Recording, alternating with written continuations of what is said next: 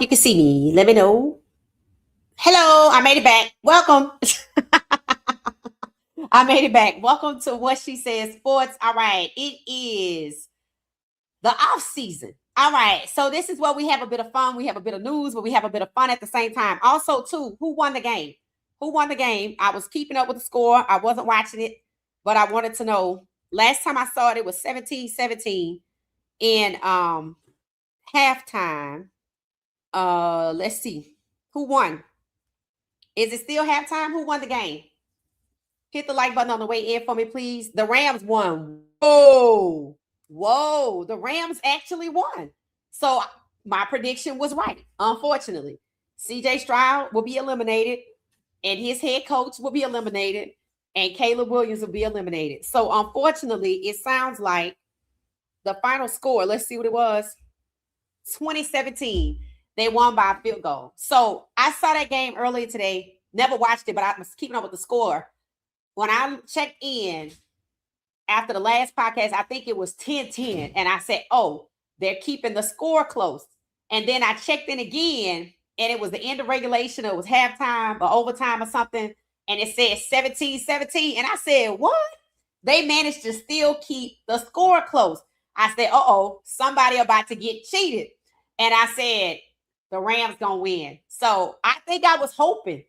I was like, well, maybe they'll let Caleb win this time, and then they'll kick him out next time. Just like we said. So shout out to Caleb. You know, I'm assuming it was a good game. I don't know. But you see what they ended up with. That was the goal the entire season. And they already planning for next season. Now, y'all saw the thumbnail. You saw the Mercedes-Benz on fire. We talked about it in the last video.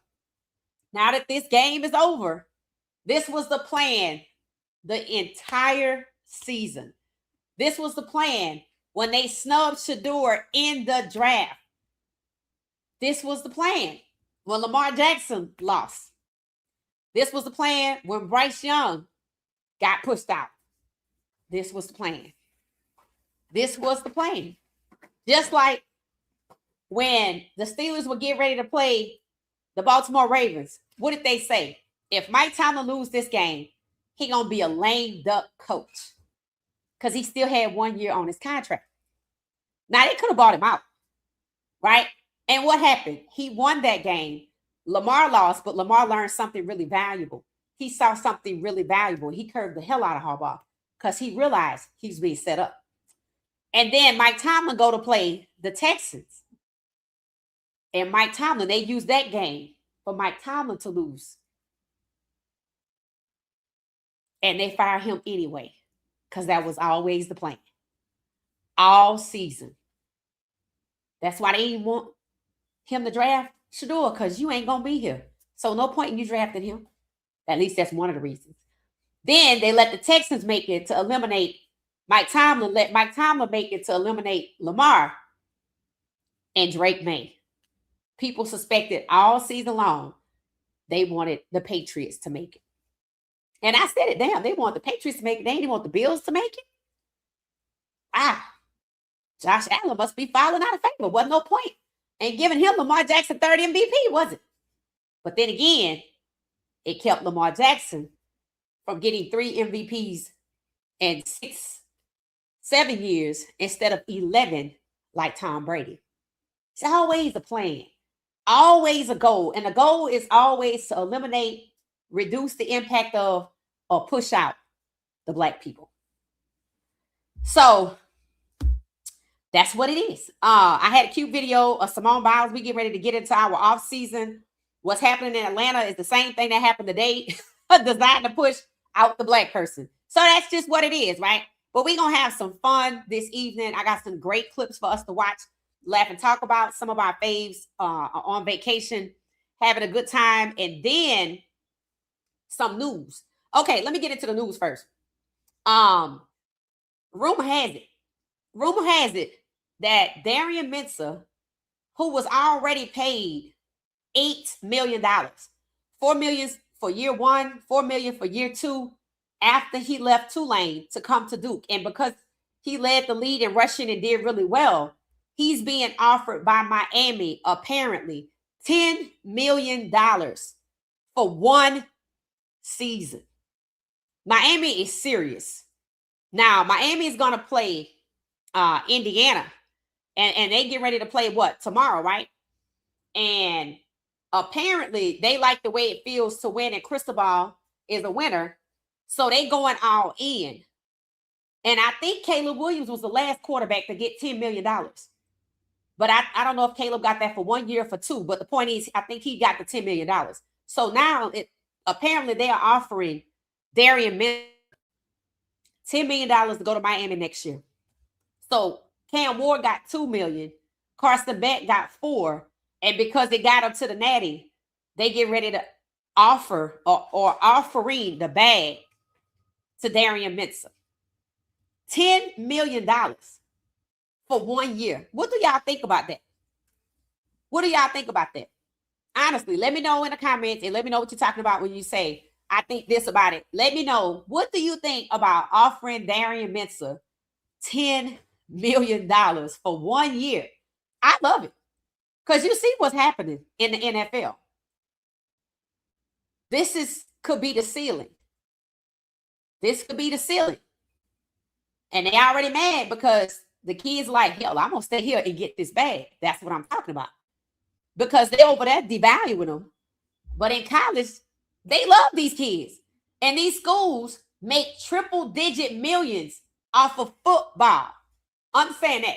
And they have about 14 sports. But they make triple-digit millions off of football. Remember, Coach Prime pulled in $300 million just on a TV deal.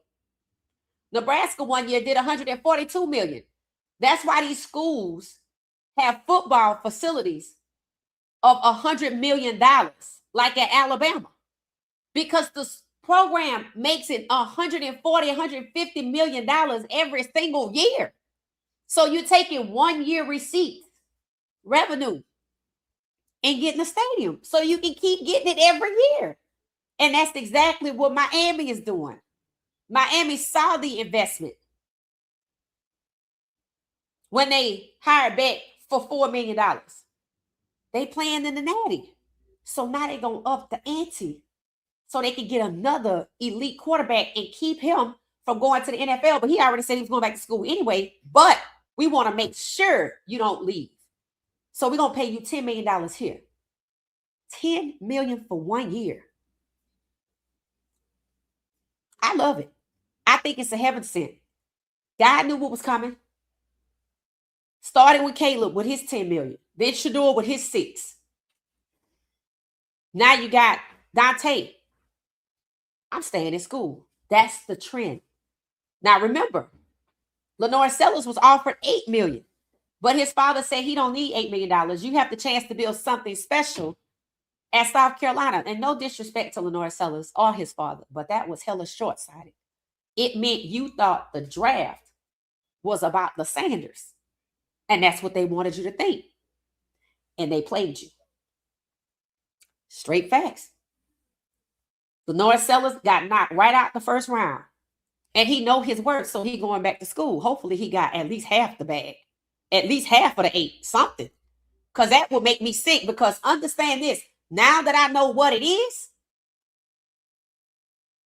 I don't know how it's going to be next year. So let me know what your thoughts. Shout out to Darian Mensah getting the bag. Maybe when Juju get there, maybe he'll get the bag. That's what I'm hoping for. Because it gives these players options. They don't have to be thirsty and accept abuse to get to the league or to play in the league. And college can be their ceiling. And I think that's wonderful. All right, so that's that on Darian Mensah. Now, talking about Miami again. All right, this time I thought this was hilarious. Y'all know Michael Irvin is a super alumni. Saturday Night Live did a skit on him that popped up in my feed because it was about sports and Michael Irvin, and we were already talking about Miami. And they were making fun of him. I didn't really care for it. They were just trying to, they did one on Coach Prime one time too, but it was funny. Whereas this one, I felt like, I didn't like it. They were just, talking about all his energy and why he's so energetic and he a super senior or something like that. He graduated 40 years ago, but he's still on the sideline. Like he's not an athlete And like they don't love that. Because when he was at Colorado, I remember hearing some rumblings that he was on their sideline and not Miami. So I didn't really care for that. All jokes are not jokes, right? So shout out to Michael Irvin. This is his moment to celebrate. Most people may not know, and I'll inform you that Michael Irvin's wife at the young age of 55 actually has Alzheimer's. And he says she doesn't know who he is. So let that man enjoy himself. And that's how I look at it, right? Because it can't be easy to be that young and have already lost your spouse due to Alzheimer's, because that's painful. That somebody that has known you your whole life suddenly doesn't know you anymore. So let him enjoy his life, right? And I'm happy for him, right? Because he was there a constant. Once he got over there, he was a constant. And he brought the energy to that team. And look at where they are too. And I'm sure that played a part into it. You can't discount that. Because if so, they wouldn't have been mad that he was over there at Colorado, because he was at first. He was cheering on Coach Prime and them, and he was encouraging Travis. Y'all remember that?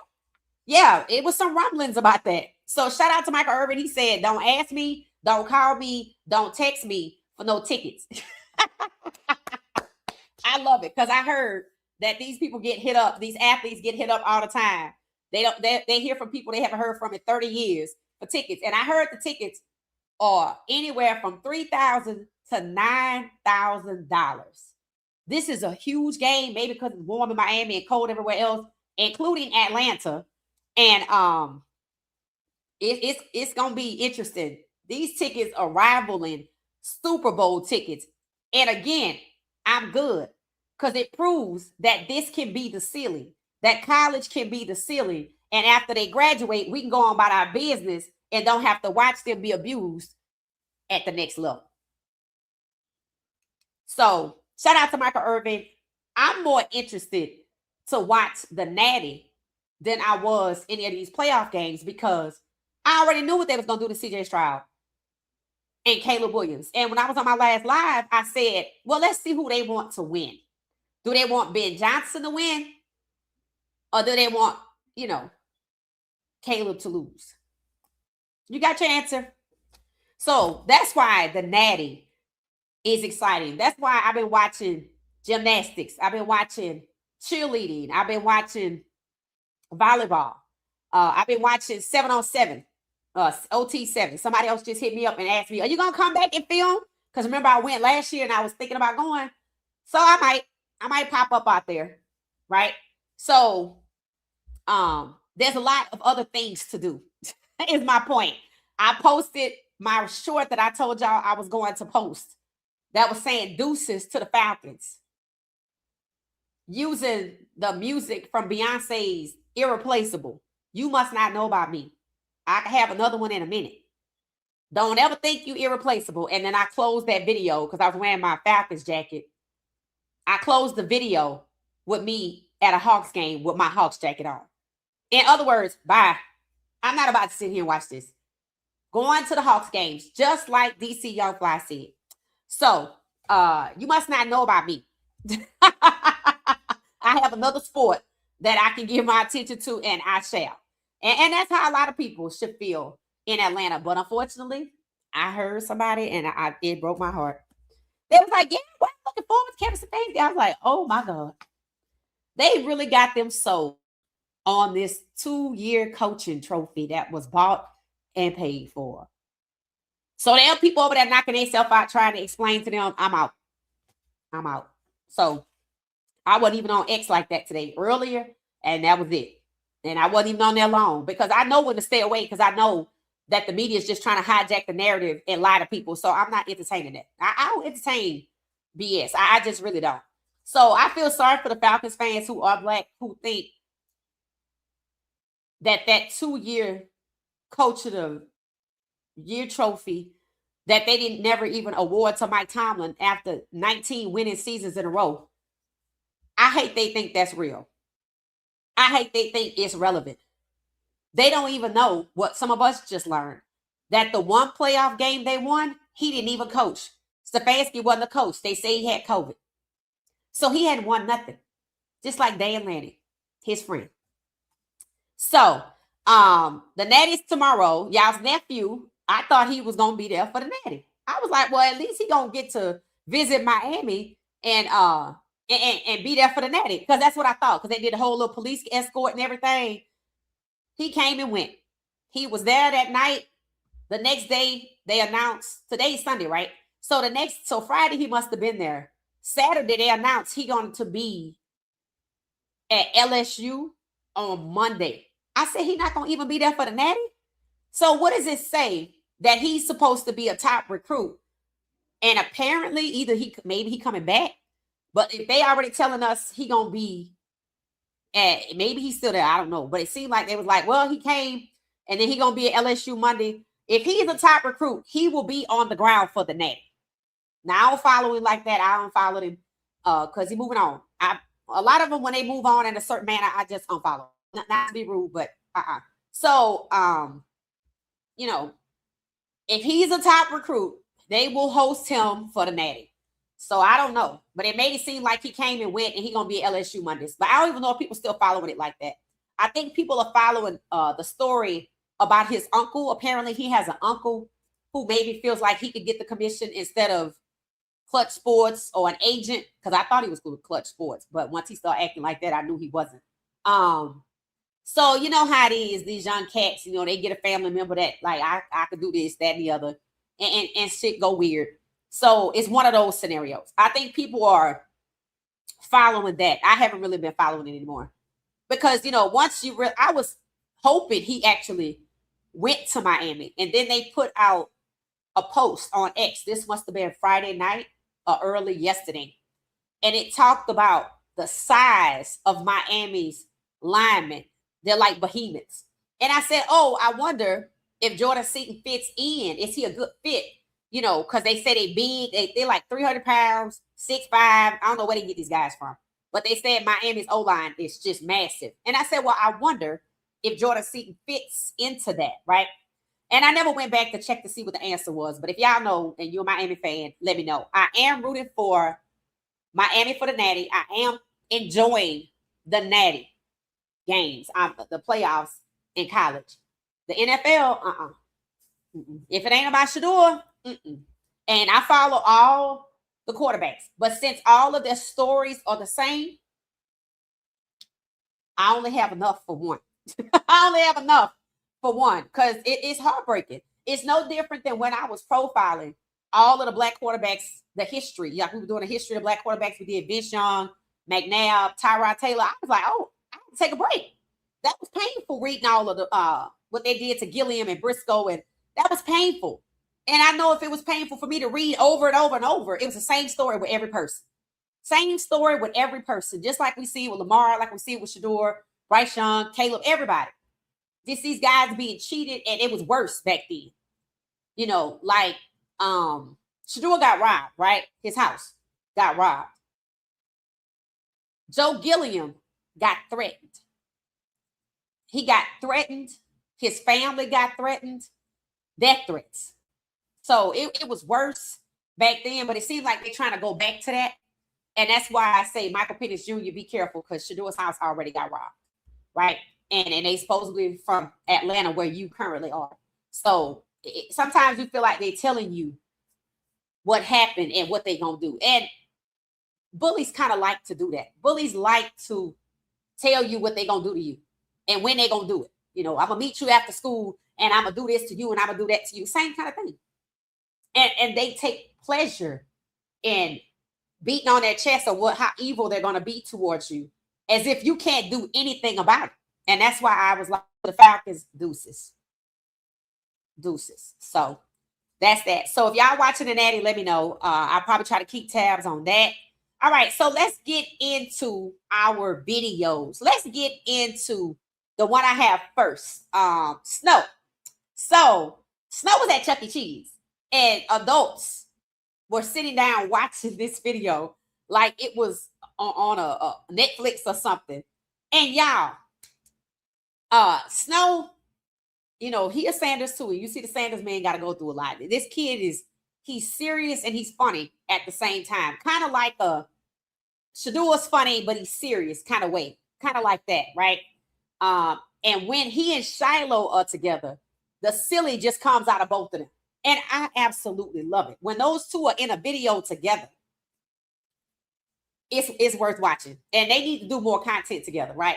So Snow was at, I think this is him at Chuck E. Cheese.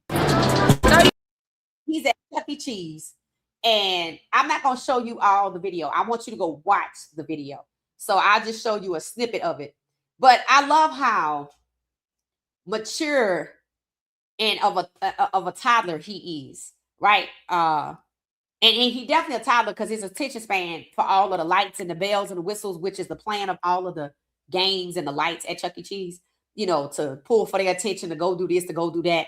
And, you know, I guess you could say, like, for the senses to experience all of these different things, it's just cute. So let's just take a look. Again, go watch the whole video. We watched it last night and it was cute. It's really cute. And people love how DeAndrea takes him and lets him experience so many different things. Look at him. Look. I think he's figured out that they might be famous, or he always on video, or his family's always on video. Between being on camera and being on FaceTime.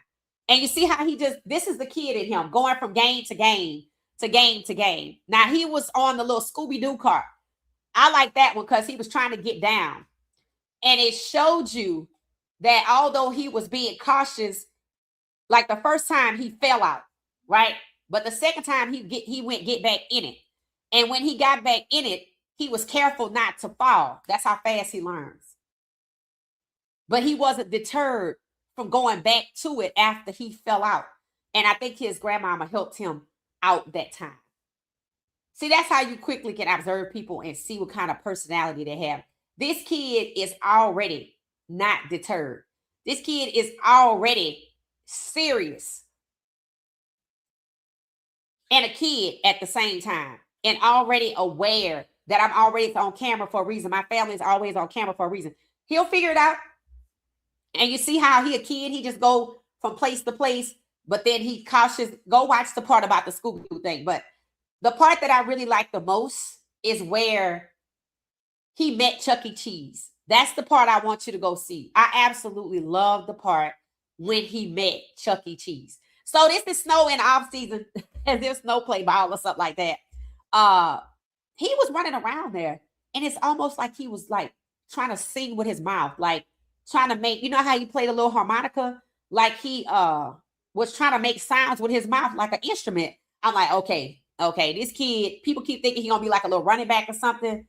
I guess like the rest of his family, into music and into sports. That's what I'm starting to see already. And he's not deterred. He loves to do gymnastic toddler classes. He loves that. So we're enjoying watching Snow grow up. So thank you, DeAndrea, for you know, always letting him find out for himself what it is he likes. And she said that. She said, I don't want to be a parent that push him in anything. I want him to, you know, see for himself. And you know what you get to see too? You get to see how good of a mom she is. She's a really good mom.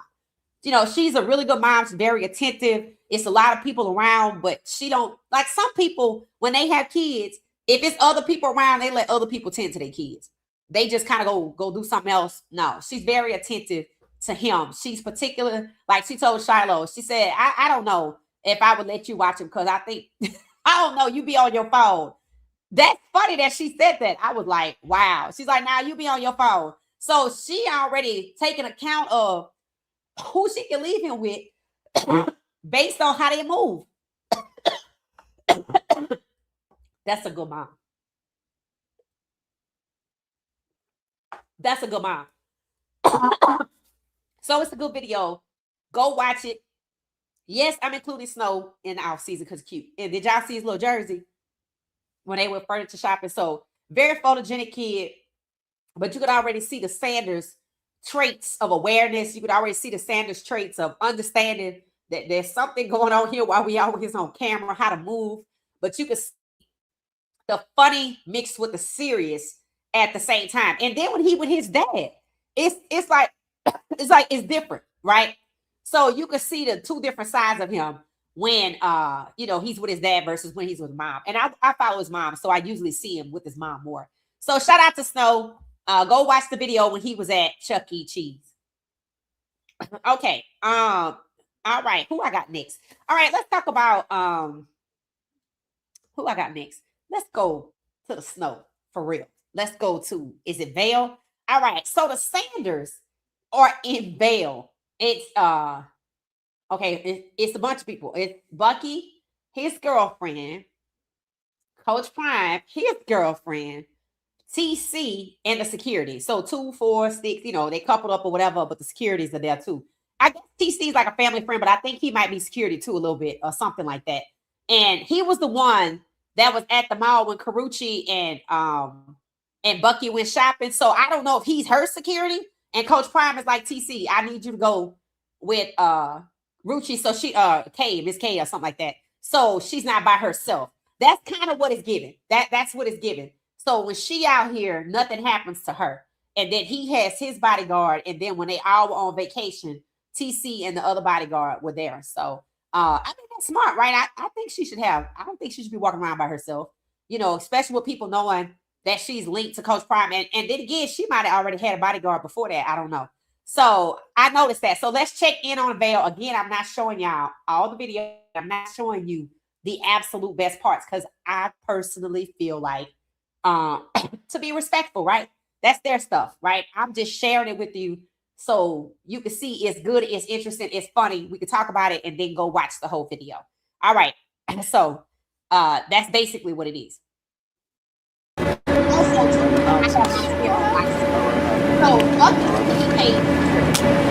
It's a beautiful thing. All the way up. We just took a long ride. We up here in the mountains.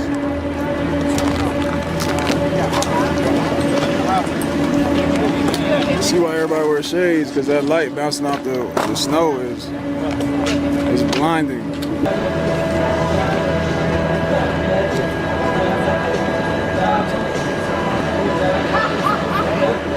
It does.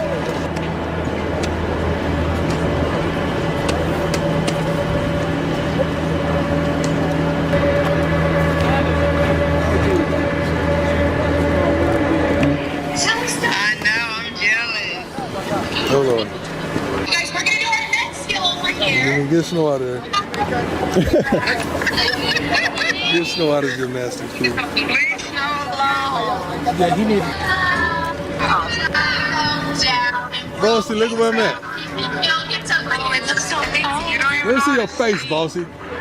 That's your. Do you see your nephew, Bossy? Yes. Put his whole head in there, DeAndre. But he's pointing at you to get on the camera.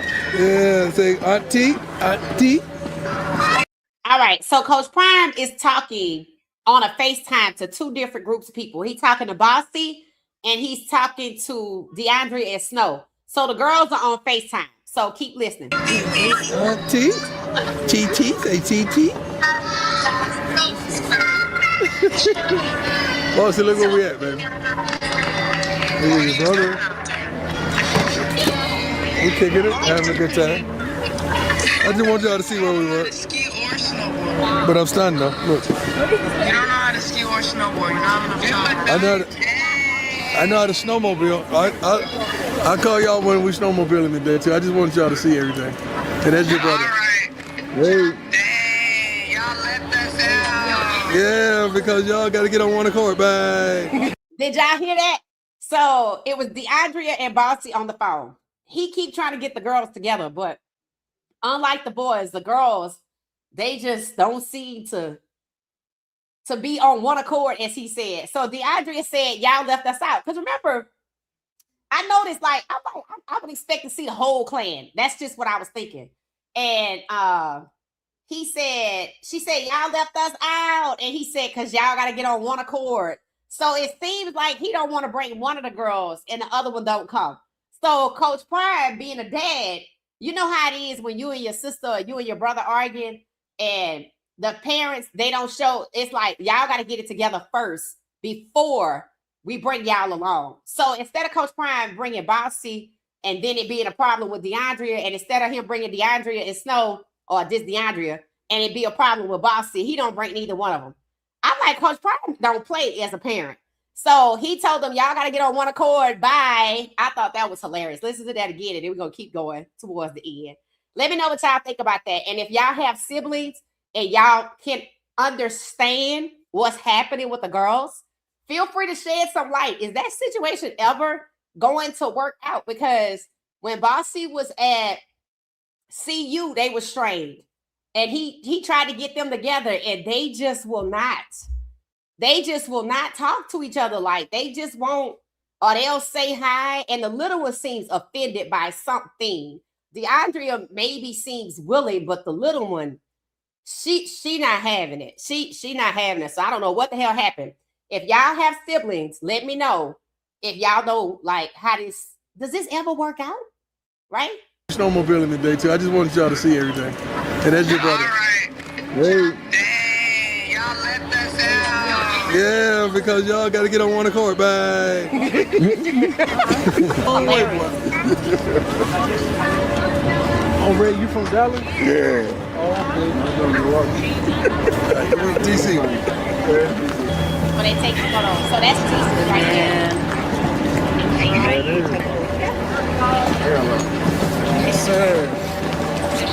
So he's like family. All right, so that's that, right? So hold on one second. So see your nephew on the also? phone, and it was funny how he said, y'all gotta get on one accord. Bye. Now you didn't really hear Bossy talking at all. You heard earlier he was saying to Snow, because Snow was on the screen. DeAndre said, Snow on the screen looking at you. And he was like, that's TT. So he could see Bossy. Once Bossy left for HBCU, she didn't look back. And, you know, she came back to visit her dad when he was sick, and they went, you know, for walks and stuff like that. But she keeps her distance. And I don't have this issue because I don't have siblings. I'm an only child. So, you know, I mean, I have two children who are close in age, but it's a boy and a girl.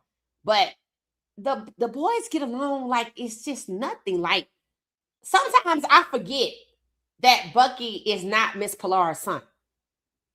And I think sometimes, and I've never confused Shedeur and Shiloh for Miss Carolyn's kids, but I sometimes forget that, because Bucky, when she's around, it's not a big deal. It's just not a big deal. But it seems like Bossy has some type of resistance or hesitance, and maybe because she's young, but her nickname is Bossy, so I don't know why she got that name. Maybe she headstrong or something like that. But she kind of in her feelings about something, and DeAndrea doesn't seem to be the problem. She seems to be willing to whatever, but whatever happened, something happened that the little one is offended by, and I hope she get over it, because Coach Prime is like, look, y'all got to get it together first. And I would love to see all of them together. I'd love to see her and Snow, like we see Shiloh, you know, and Snow. And like I said, the guys, they, you know, they fiercely protective of each other. The guys, and even Shiloh. Shiloh loves DeAndrea. So, and Shiloh be saying stuff like Bossy can't come to his house, and DeAndrea his favorite sister. So I don't know. Maybe Bossy, she just young. Maybe she hadn't got it. Maybe she got attitude. So I don't know. I don't know what it is. But I whatever it is, it's been a while, and it needs to fix itself. So I hope, because I don't know. It's just weird. And even with Shiloh it's like he loves DeAndrea. So I don't know. Maybe it's a girl thing. That's why I said, if y'all got siblings, is this just sibling rivalry type thing? But the sibling rivalry is keeping DeAndrea from going with them. I just hate that. I just hate that. As people who watch their family, this is just commentary. Like, we watching a TV show and we're like, oh, I wish they could all go together. What's wrong? That's what it is. This is not judgment. This is a conversation. I respect this family too much to be judging whatever they got going on. So it's like, I saw this and was like, damn, what the hell is going on, right? So just like when I was watching Power last night, y'all some Power fans, I paid money to watch the last few minutes of the finale, to watch Tariq come on the screen. Go watch it. I ain't gonna spoil it. Everybody already knew that's what was happening anyway. So it's the same thing. I was, we discussing the commentary of where that show is going and stuff like that. And remember, these people already had a show. All of them was on it. They're just older, and the dynamic is different, right? DeAndre now has a child. Bucky, what's her name? Bossy is at Alabama State, so she gone over there. The guys still seem to be close, and nothing can come between the three of them, and that's obvious, right? And then now you got Carucci into the mix. Then Miss Pilar, we see her with Shiloh and them and stuff like that. So I just kind of thought I would see all of them together. That's what I thought. Like at Shedeur's games, I just thought they would all be together in a suite or sitting together, and Snow would always be there. But no, I guess everybody got their own. DeAndre got custody because she gotta make sure her son gets to his dad. So I guess that I never thought about all that, but it didn't go like I thought. It just didn't go like I thought. So it was nice seeing them at Vail. They went snowmobiling. Go check it out. It's a good video. It's a good video. And if you've never been to Vail, you get to see a little bit and see what it's like. Somebody it wasn't a lot of snow, but it looked like a lot of snow to me. And I've been skiing. So maybe they meant in the town, because on the slopes and the mountains, it's a lot of snow. So, and they did go snowmobiling. Go check it out. All right. So that's the off season for Mr. Coach Prime. Somebody hit me up. People been telling me we still getting recruits. We're at like 37. We lost 32 and we gained 37. We gained another big guy. Like, I don't know if it's another lineman. Oh, somebody hit me up and said, in addition to getting somebody from Baylor, a big guy, we got Jordan Seaton's cousin, McFadden. I didn't see it yet. So apparently, commit that's Jordan Seaton's cousin. So I don't know. I don't know what the hell's going on with that. But apparently we had 37, and Brendan Marion put out a statement that says, people thought we were finished. We ain't finished yet. So as you can see, Coach Prime is on vacation, and Marion is running the recruiting. And I'm going to assume that Pat Schumer, well, it's not even an assumption. It was known that Pat Schumer did the recruiting last year. So it looked like it's already going better this year, just because based on who we're getting. So the Marion guy seems to be putting it all together. Oh, the director of personnel. I saw him, the new guy. He's a black guy too. People were congratulating him for putting together a stellar class. So the way I think it must go is Brennan goes to meet the people when necessary. I don't know if they do that all the time. But you know how people want Coach Prime to go into people's homes? Brennan Marion is the one that goes into their homes if that takes place. Coach Prime is over the whole thing, right? So he on vacation, he the big boss. And then you have the director of personnel. They are the ones that study the athletes. They are the ones that, if from what I understand, put together who is good. And I'm going to assume that they take it to Marion. And since he's the offensive coordinator, he decides, who coming in on offense. I don't know if they do the same thing with Livingston. I haven't seen Livingston. I don't even want to see Livingston, if we're just being honest. And they decide. And then when Coach Prime show up, I'm sure if there's somebody like Boo Carter or somebody, and I've heard it's like that. When it's like a Boo Carter type person, a real high prospect, then Coach Prime gets involved and they talk and stuff like that. He don't have to go to their house. With FaceTime, you don't need to go to people's house like that. That's what you did before social media. So people that were saying Coach Prime need to go into their homes, that's BS, right? That's basically like saying you always have to work in the office. You need to be in the office. No, you don't. No, you don't. Not with Zoom. Not with it's too much technology out here. You don't have to be in anybody's office. So Coach Prime doesn't need to be in anybody's house. And shout out to the Buffs. Sound like it's gonna be exciting, y'all. I'm still looking forward to the first game. I guess we're gonna have to find out when the spring game is going to be and see what's going on with that. I'm excited because Georgia Tech is the first game and it's here in Atlanta. So I think Kevin Stefanski giving Atlanta a bad ring to it already. So we're gonna be keeping tabs on that. See what's going on with Juju. Haven't seen him since the basketball game. And I'm sure they're working out and stuff like that. What I'm interested to see is what the workout program is going to look like with Swayze. My assumption is Swayze is still there. And he will be, taking them through the drills in camp. They're likely going to do, how they had the military come in and stuff like that. So all of these big people from these other programs, I want to see how they do. From the guys that's coming from these big schools, and we know how the guys from the little schools not used to it. But the guys from the big schools, like the SEC schools, the kids coming from Florida, the kid coming from Baylor, I want to see if they can hang, right? I want to see if they can hang. So I'm looking forward to that. Let me know your thoughts on that. All right. So there are 217 of us. Hit the like button. Got another clip for you. All right. So we already had snow at Chuck E. Cheese. If you missed it, not Chuck E. Cheese. Yeah, Chuck E. Cheese. Go check it out. DeAndre spent like $150. I was like, at Chuck E. Cheese? I was like, wait a minute, I thought it was $50. What I missed? I was like, oh my God. So yeah, because they run her up. And I heard $140. I almost had whiplash. I'm like, at Chuck E. Cheese, she only got one kid, but I know her mom was there, her cameraman was there, and all that kind of stuff. So I maybe it was a whole lot of people there, and we just didn't see them. So that was a lot of money. I was like, at Chuck E. Cheese, and Coach Prime is hilarious. On the video in Aspen, I didn't get that part. Y'all got to go watch this part. So they were at the store, right? And hold on one second. They were at like a village store, where they like a gift shop at the lodge or wherever they're staying.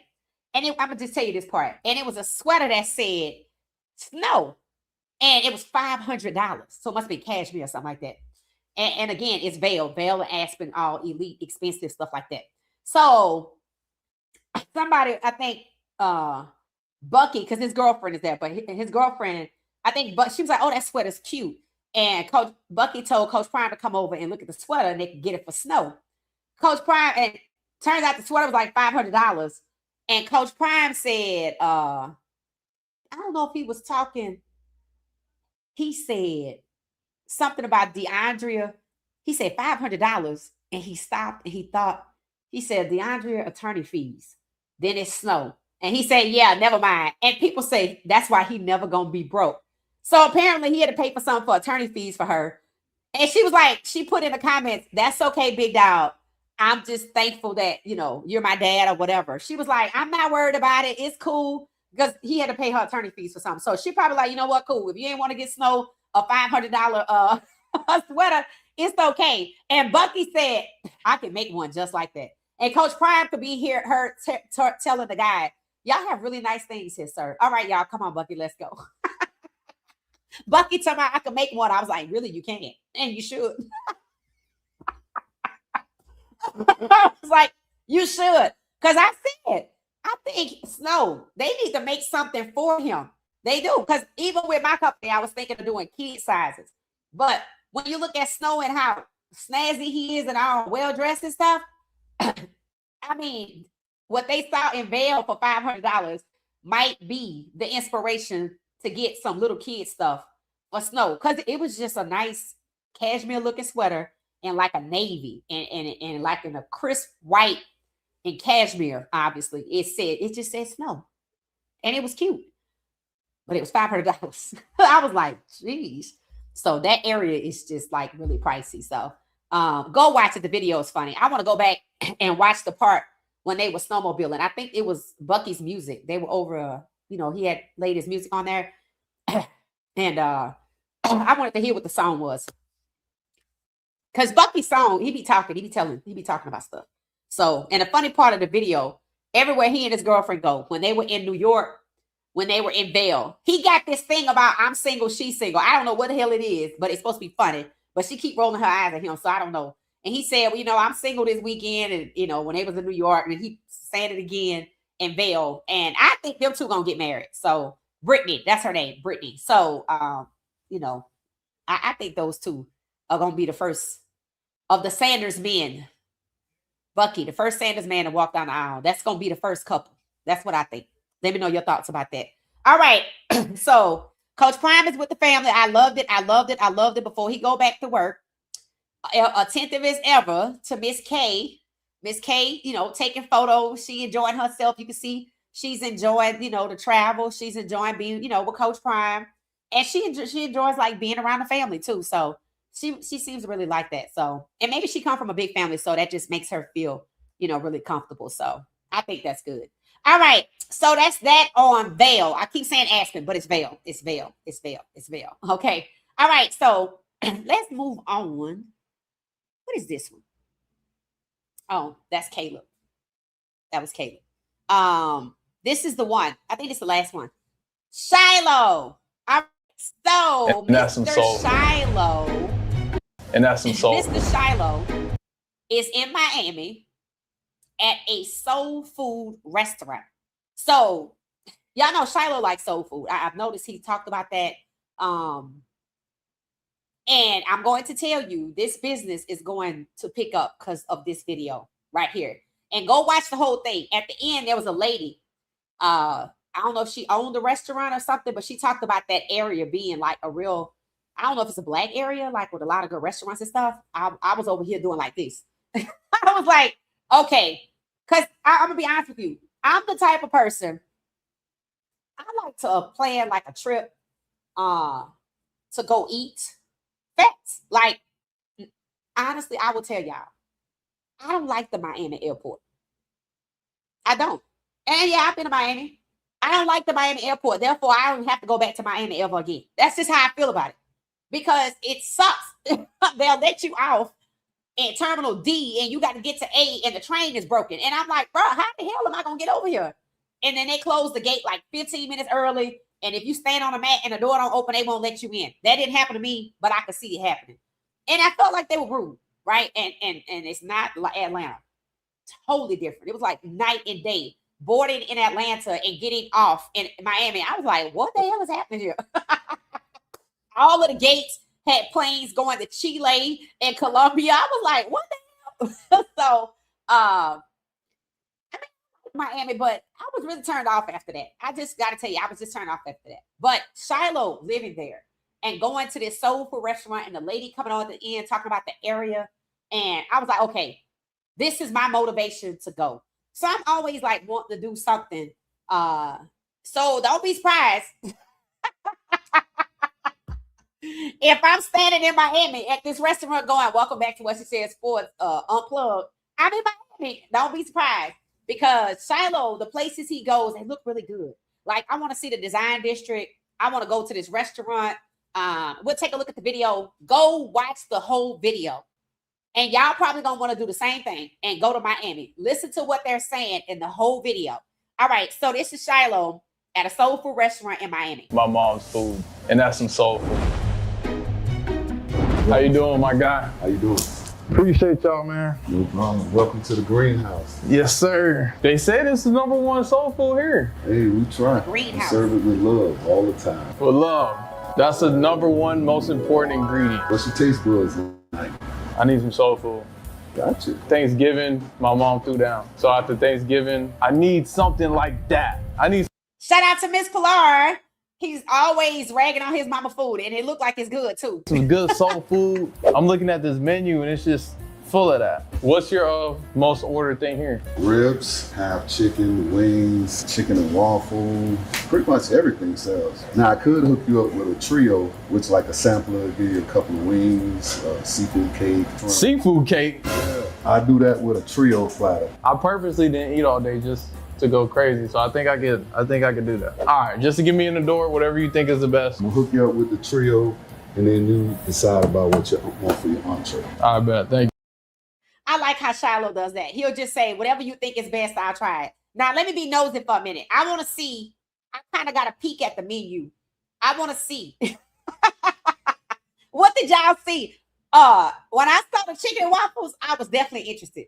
Definitely interested. But I saw a peek at the menu, and I wanted to see what it was that was on there. Because I looked up that restaurant he went to, the Italian restaurant, barbecue chicken, and I can't see all of it. Y'all see it? It say barbecue chicken. Oh, salmon. It's supposed to be salmon. Salmon at the top, barbecue chicken. So it's a true soul food restaurant. It's a true soul food restaurant. And Shiloh seems to like this place a lot better than that Italian spot they went to. But y'all remember the first restaurant Shiloh went to in Tampa? It was like a New Orleans Creole restaurant. They had like beignets. If Shiloh was still in Tampa, I would have went. Because I was like, oh, if we go see Shiloh play, I want to go to this restaurant right here. Shiloh put that little place on the map because he had eaten there a couple of times, but he said it was expensive too. And at the time, he wasn't making a whole lot of money, and y'all know they took his money. So it was smart of him to be conservative from the beginning because, as you can see, they took it. And he said they just took the money out the check. They didn't ask him to pay it back. They just took it. So if he owed them, say, like $4,000 or something crazy like that, and they say you got $2,000 per game or something like that, it's possible they just took his whole last check. That's how dirty they did the Sanders, as if they bad people. But you know who's bad? They are awful, god awful people. The Sanders are actually of good character. And I think that's why they like to bully them around, because they think they're not going to say nothing and do nothing, because they are godly people. And they know they have to be, because they'll get baited in all the time if they react. Think about Jerry Jeudy. That's all he was trying to do to Shedeur. And Shedeur is a good dude. I bet Shedeur gave Jerry Jeudy a pair of those Nikes. Shedeur gave those people those Nikes. I don't know if anybody ever wore them. They just were just nasty. That's all.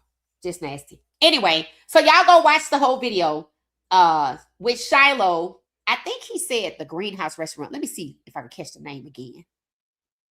To my mom's food, and that's some soul food. How you doing, my guy? How you doing? Appreciate y'all, man. No problem. Welcome to the Greenhouse. Yes, sir. The Greenhouse Restaurant. Okay, so Shiloh was at the Greenhouse Restaurant in Miami. I'm gonna look it up because I'm curious to see the lady that go watch the whole video. At the end, this lady comes on. She's sitting next to Shiloh, and they're talking, and she said something about the area, and she was really happy for him to be there. Something about the area. So go check it out, because I'm probably gonna want to go to Miami. And I'm gonna give y'all my little secret. Okay. Y'all know who Priceline is, right? And they should sponsor me for this. Y'all know I travel a lot, to the point I don't even want to leave the house. When it's personal, when it's not business, when it's personal travel, I use Priceline. And what do? I book my trip the day before I leave, because I know where I'm going. I'm never in a rush. And I take whatever flight they got at the morning slot or the late slot. I never fly out of Atlanta Hartsfield after 9 a.m. Never before 6 p.m. because it's a zoo, right? And when you use Flightline and they have that, like, I forgot what they call it, like it's some special, and they always have it. And it works on hotels too. Really nice hotels. What they do is they'll say, what day you want to travel, and I'll just pick a day, and I always wait till like a day or two before. Express travel, that's what it's called, because it's at the last minute. And it's like, okay, so for $160 round trip to Miami, you could go morning or at night or in the afternoon, and then you pick one of those time segments. You don't pick the exact time you travel. They pick it for you. You don't pick the airline. They pick it for you. Now, the beauty of it is, if you do this all the time like I do, you know who the airlines are. You know exactly where they're going to go. You know exactly which time segment to pick to get the direct flights. Like one time I'm going to Houston, they sent me to Miami first on American. So I knew, don't fly during the day. Make sure you go before 11. So if I don't have nothing going on, I don't travel with luggage either, because I'm going home, right? So now sometimes I travel luggage, but most of the time I'm going home. So I just take my laptop and I just get up and take the Uber or train to the airport fast and slide right on into the airport. It's not crowded because it's still early. And then I just get on the plane somewhere before like 10 a.m. And I'm in Houston an hour and a half, or it feel like an hour and a half later, right? Because the time changed. It feel like an hour and a half. Same thing, Miami, except for they made me connect. But the point is, it's $160 round trip with taxes. And because I don't have no luggage, I don't pay for a bag. Express Travel Priceline. Check it out. Thank me later. Fly early in the morning or fly the late at night. That's when you get the direct flights. If you go in the middle of the day, they're going to make you connect. All right. So now y'all know if y'all want to go to Miami, Express Travel Priceline. And I'm not paid for this because I don't have no code to give you to use at checkout. But I love people to know. Save some money and go enjoy yourself at the same time. So that's what it is. Priceline Express Travel. I love it. I swear by it. All right. And you can get miles and all that points too. And that's how you get free travel. And it works on hotels too. So check it out. Express Travel on Priceline. All right. Let me see what y'all are saying about everything that I've been saying. All right. So it said the flyest show on the planet. Yes. Thank you, Ramon. I appreciate it. It said, when will there be harvest for black coaches and black QBs? When they start their own league? When they start their own league, or when everybody getting the $10 million bag to stay in school, that's black, and the league is boring. Check down kings have destroyed it. Fans have caught on. Then they're going to be like, hey, Shedeur, how you doing? You see, that's what it's going to take. They're going to have to be depleted first. They're going to have to be forced into it. And then it's still not genuine.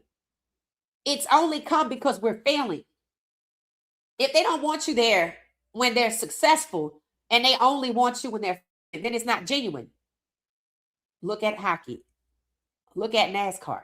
And see, here's the thing, right? Black culture rules all of it. All of it. And what did I say? They was greasing up them folks' throat down there in Chicago up there. Did I not say that? They knew all along. I knew when that game was close at halftime. It was 10-10. I said, they keeping it close. That means somebody going to get cheated. Now, I listen to people say, oh, this is due to betting. It's not due to betting. It's due to racism. Betting is how they hide the racism. Coach Prime scapegoating him is how they hide the racism.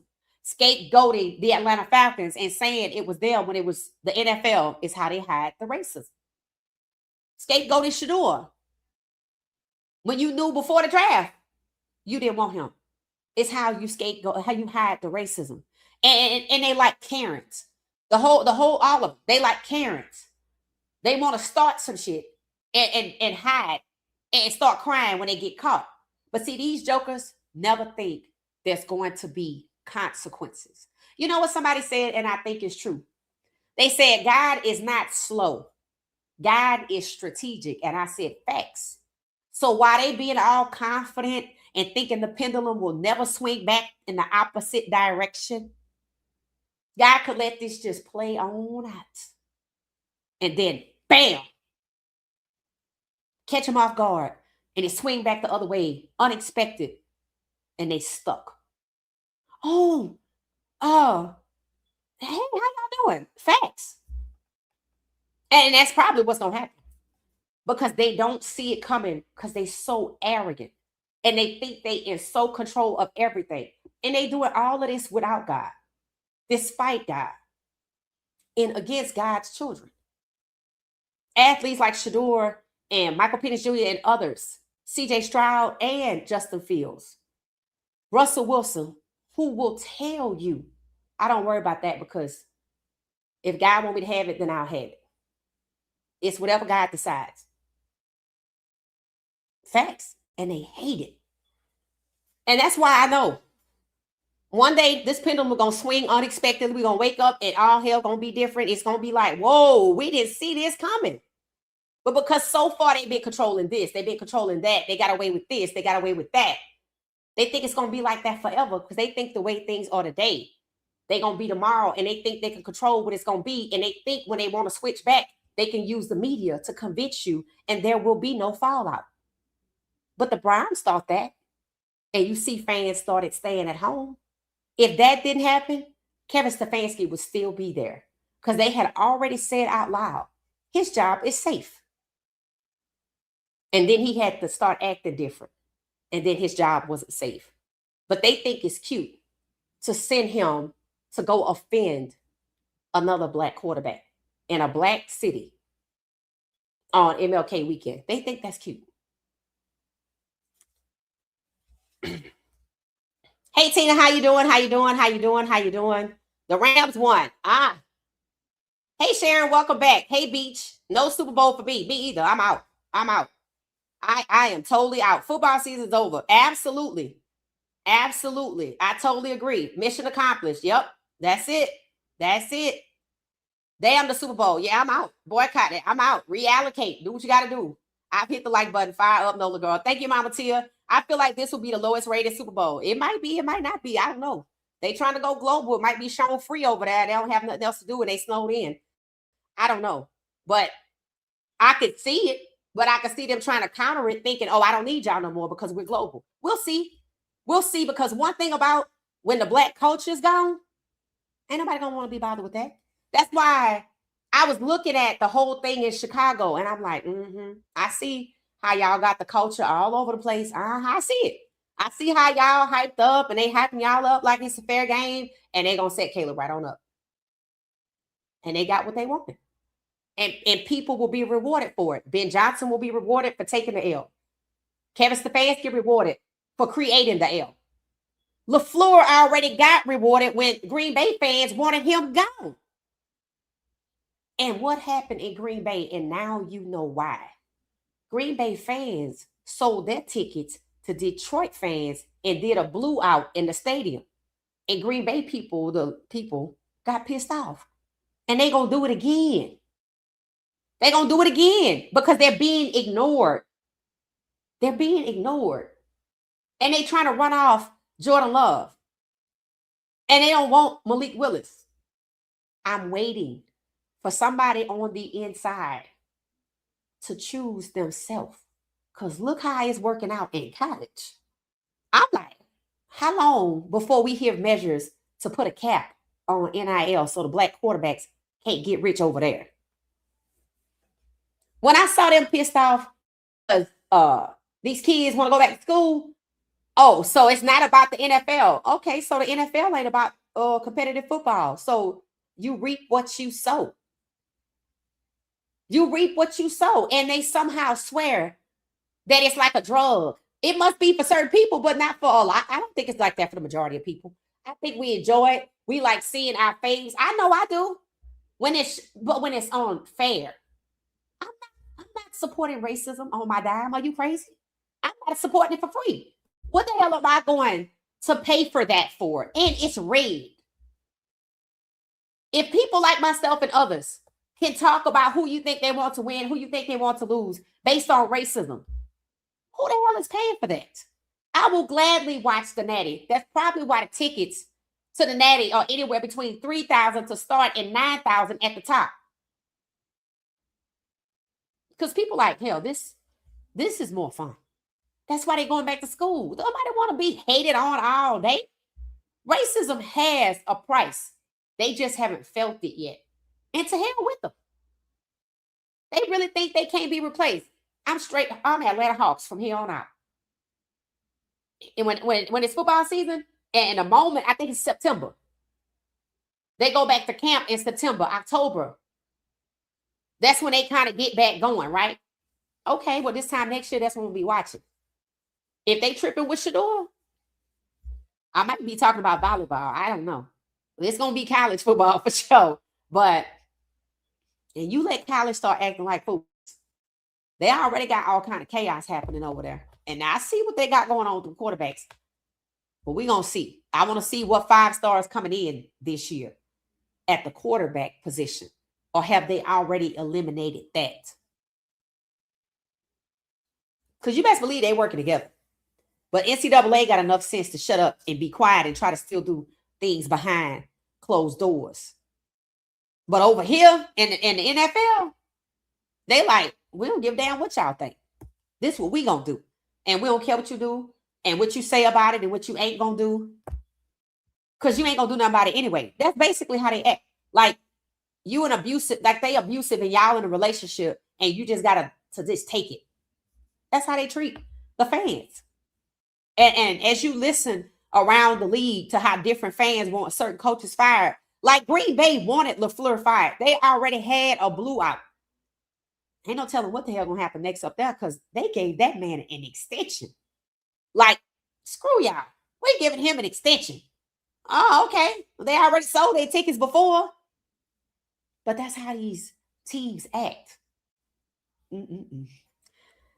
I'm like, okay, normally these types of situations don't go on forever and they just blow up. So I feel like it's gonna blow up at some point. And I don't know when that's gonna be, but I think what we're seeing this year with several teams, they publicly cheating their black quarterbacks. Jordan Love is in Green Bay. The team ownership management is thumbing up its nose to the fans. Yeah. It's not just Atlanta. It's not just Cleveland. It's not just Green Bay. And Atlanta, I think, got to be the worst offender because this was about racism, right? They say they wanted Matt LaFleur gone because he keep losing. They made the connection that is because their quarterback is black and so is the backup. They haven't made that connection up there. Just like Atlanta. Half of them get it and half of them don't.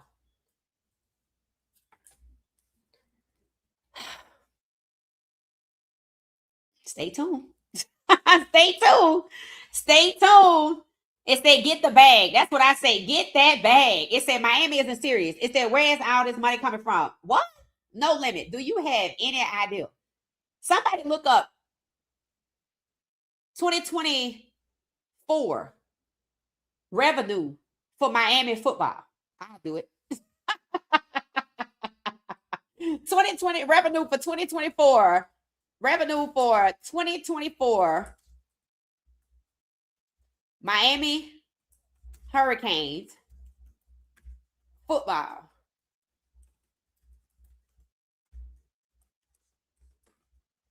Let's see. It said, while exact figures aren't out, are they a Power 14? It said they may have made 75 million or above. Nebraska made 142 million. They're saying they're a Power 14. Oh, here it is. The University of Miami's athletic department, which includes everybody, reported a total operating revenue, money that they made in 182 million from 23 to 24. The football program from 23 to 24, when I don't think they were good. So they made 74 million when they weren't good. 23 to 24. That was before Cam got there. And I don't know where Miami's program was in 23 to 24, but I don't remember it being relevant. And that was 74 million. Nebraska made 142 million because they were good. So, and they in I guess like a bigger market. I guess they're saying, what is Miami in? Like the ACC or something like that, or AAC or something like that. So they made 75 million when they weren't relevant. They in the natty this year. Them damn tickets starting at $3,000. I bet the students selling their tickets because the students get tickets. I bet they selling them tickets and they getting that cash. I don't think it's illegal either. So, and else remember, and y'all saw Colorado. I don't know if y'all saw either Darius filmed it. I think Darius filmed it because he be on campus. He filmed people standing in line to get students to get their tickets like at 6 a.m. before the ticket booth open because they can sell them tickets. So if they made 75 million and they was totally irrelevant, because I don't recall them before Cam. I know they were popular before and then they dipped off and now they back on up. And that's why I think they want to pay Darian Mensah $10 million because if they can make 75 million being irrelevant and they can make 125 million or 100 million, just 100 million being relevant, they're going to keep going up. They're just going to keep going up. And they're going to be up there with the Alabamas and the Georgias and the Oregon. And y'all know Oregon got money because of Nike, right? And that money, that investment from Nike, and when they had the NIL collectives, is what keeps them with the best athletes, but they athletes don't always get drafted like that. That's the part that is baffling. That's the part that baffles me. They spend all this money to get all of these athletes, and they want to be a Georgia so bad where they have 14 consistently every year, including quarterbacks, every 4 years or whatever. But they don't have that. They don't have that. Now they have had like Marcus Mariota, Bo Nix, They screwed over the black dudes, Ty Simpson, and then they got Ty Thompson, and then they got Dante. And see, now that you know that the price for Mensa, his services at Miami was $10 million, Dante could have left Oregon and got that bag. That's why they gave him $7 million, because he could have left and got $7 million or $8 million somewhere else. Yep. When he said he was coming back to school, they had to figure out what to do, because they see, this is what I mean by they don't think. They don't think things through. You thought because you was pushing Dante out on the cool, you was being slick about it. You thought bringing in Dylan Raiola and announcing that he was on a visit would be cool and nobody would say anything, and you were probably over there pressuring Dante to move out. I bet they were. I said they were. And when I heard about Raiola, I said, see, shout out to Dante for not falling to that, for not jumping because they wanted to push, for going, I'm staying right here and I'm staying in school. And the moment he was staying in school, there were programs that have money. They got boosters with money. They just not winning programs. They was going to pay him. Because you tell me it makes sense to pay Dante 7.5 after you already got Raiola. Well, you going to use Raiola to replace Dante?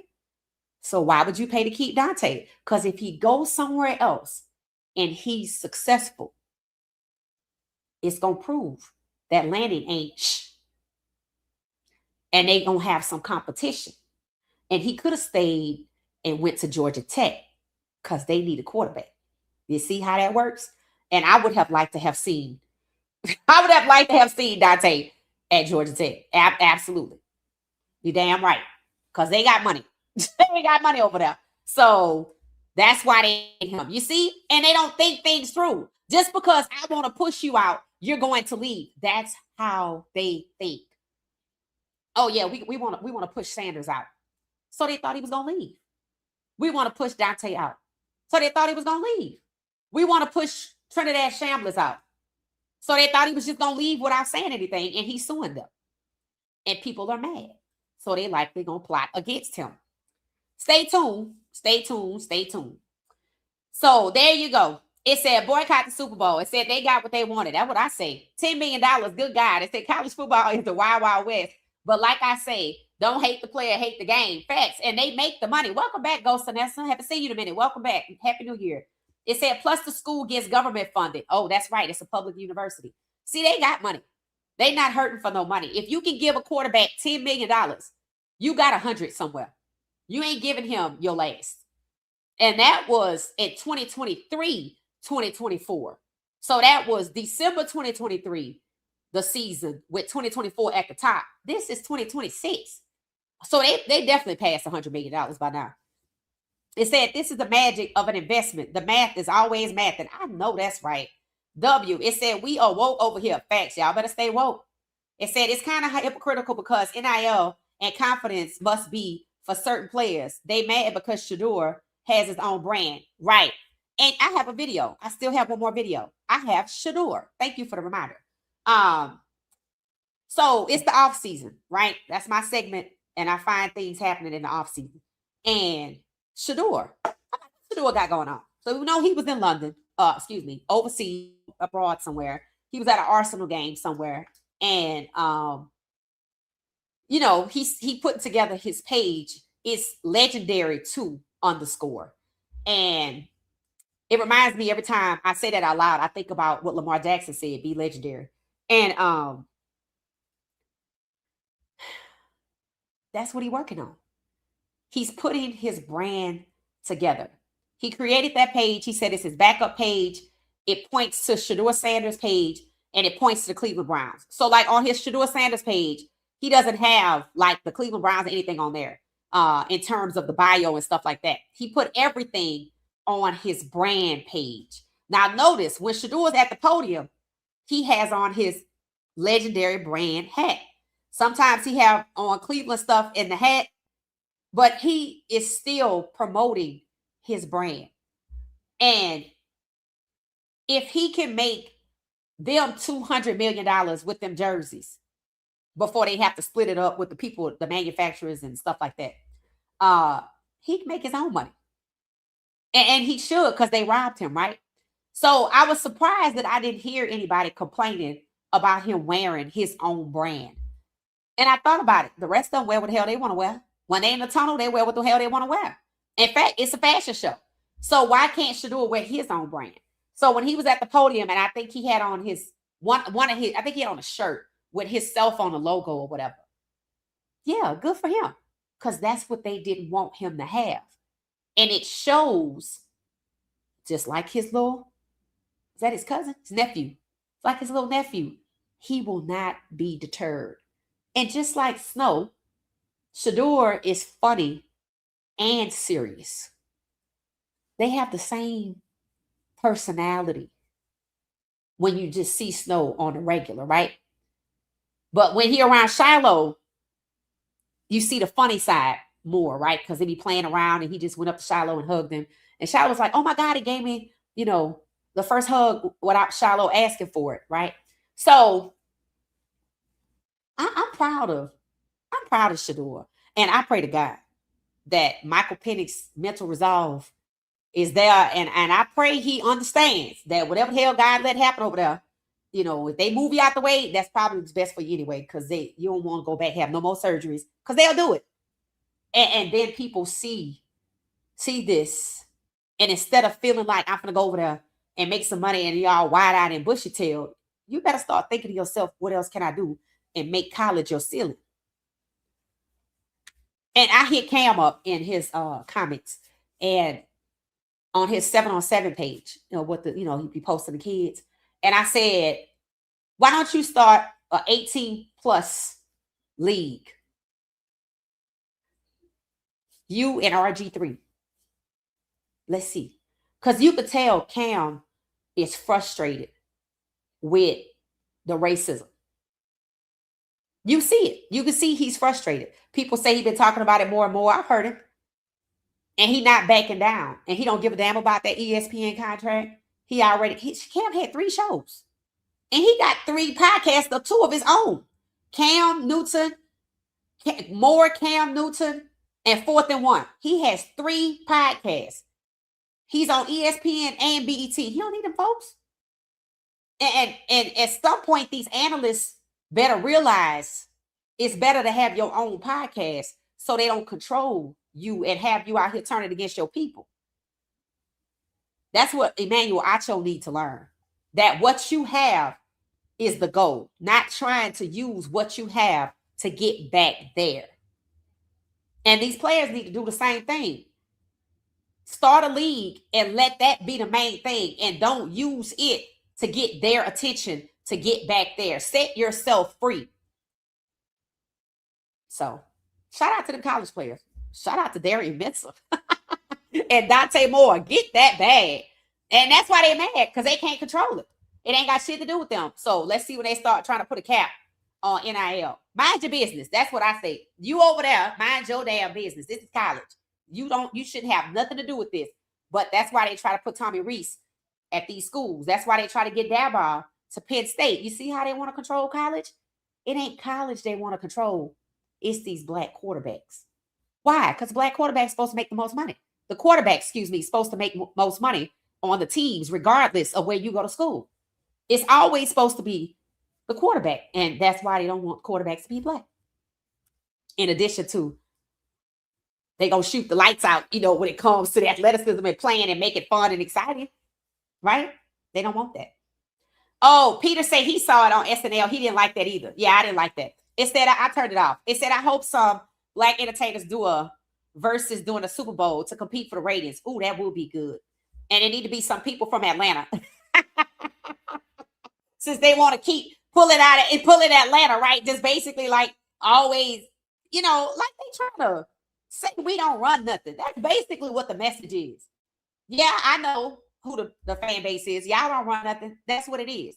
And it's like every time we make progress in their minds, when they come in, we don't even be thinking about this.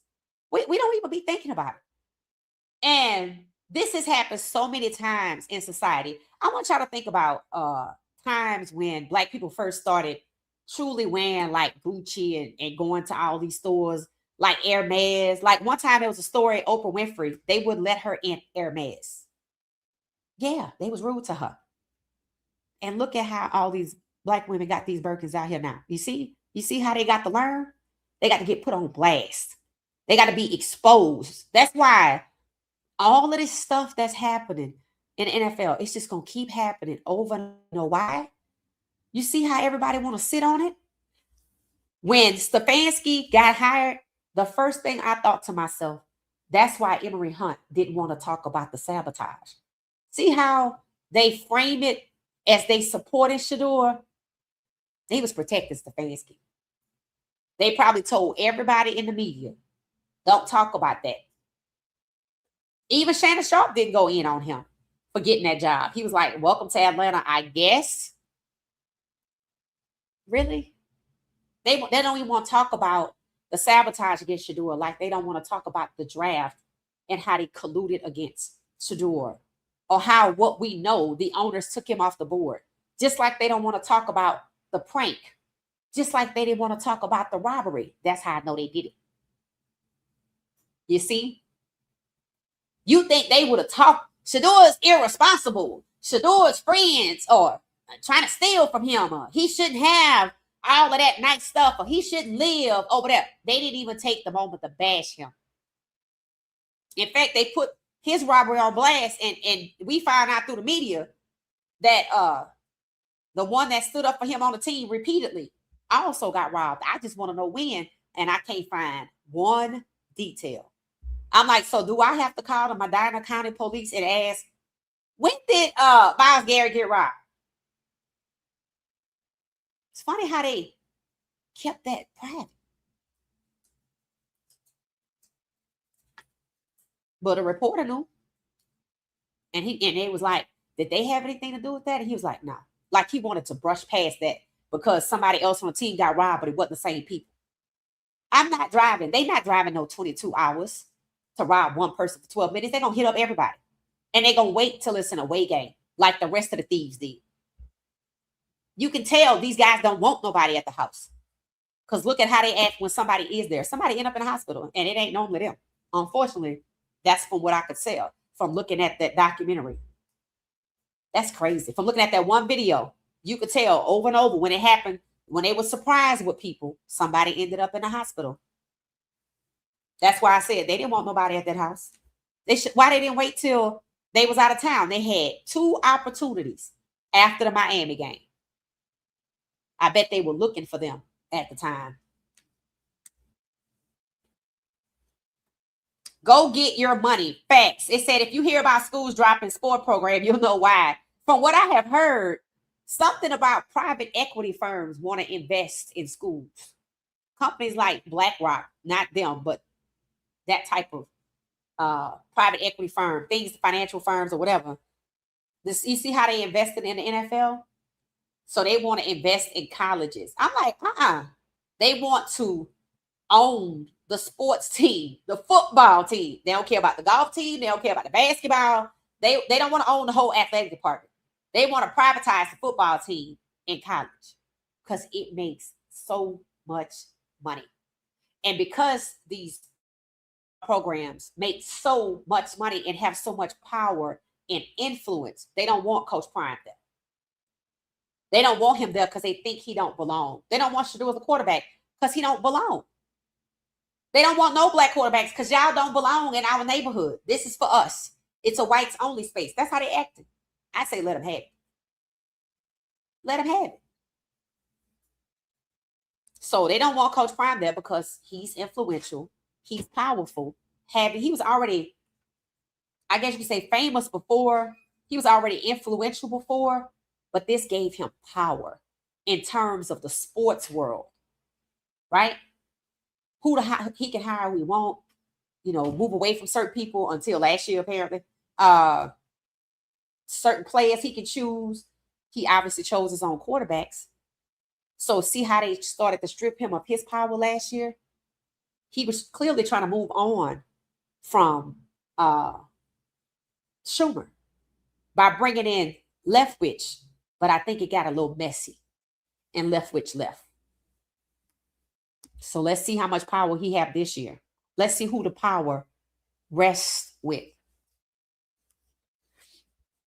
It says, shout out to the playmaker. Yep, Michael Irvin. It says Stefanski is still on that stuff. Absolutely. Yeah, absolutely. I'm going with the Hurricanes. Facts too. It says stop side with Tennessee. Yep, I saw that. And for a kid with no NFL aspirations, he sure did look up into the right school in the SEC. Yep. That's interesting. It said later for Jordan. You talking about Seton? Yeah. It said to the left. Facts. It said Seton is at LSU. Yeah. Oh, so he is at LSU. So, okay. If he's at LSU on the ground in Baton Rouge already, is he coming back as a guest of the Natty? I don't think so. I think they did what they always do. They make the player feel good. They brought him in with an escort.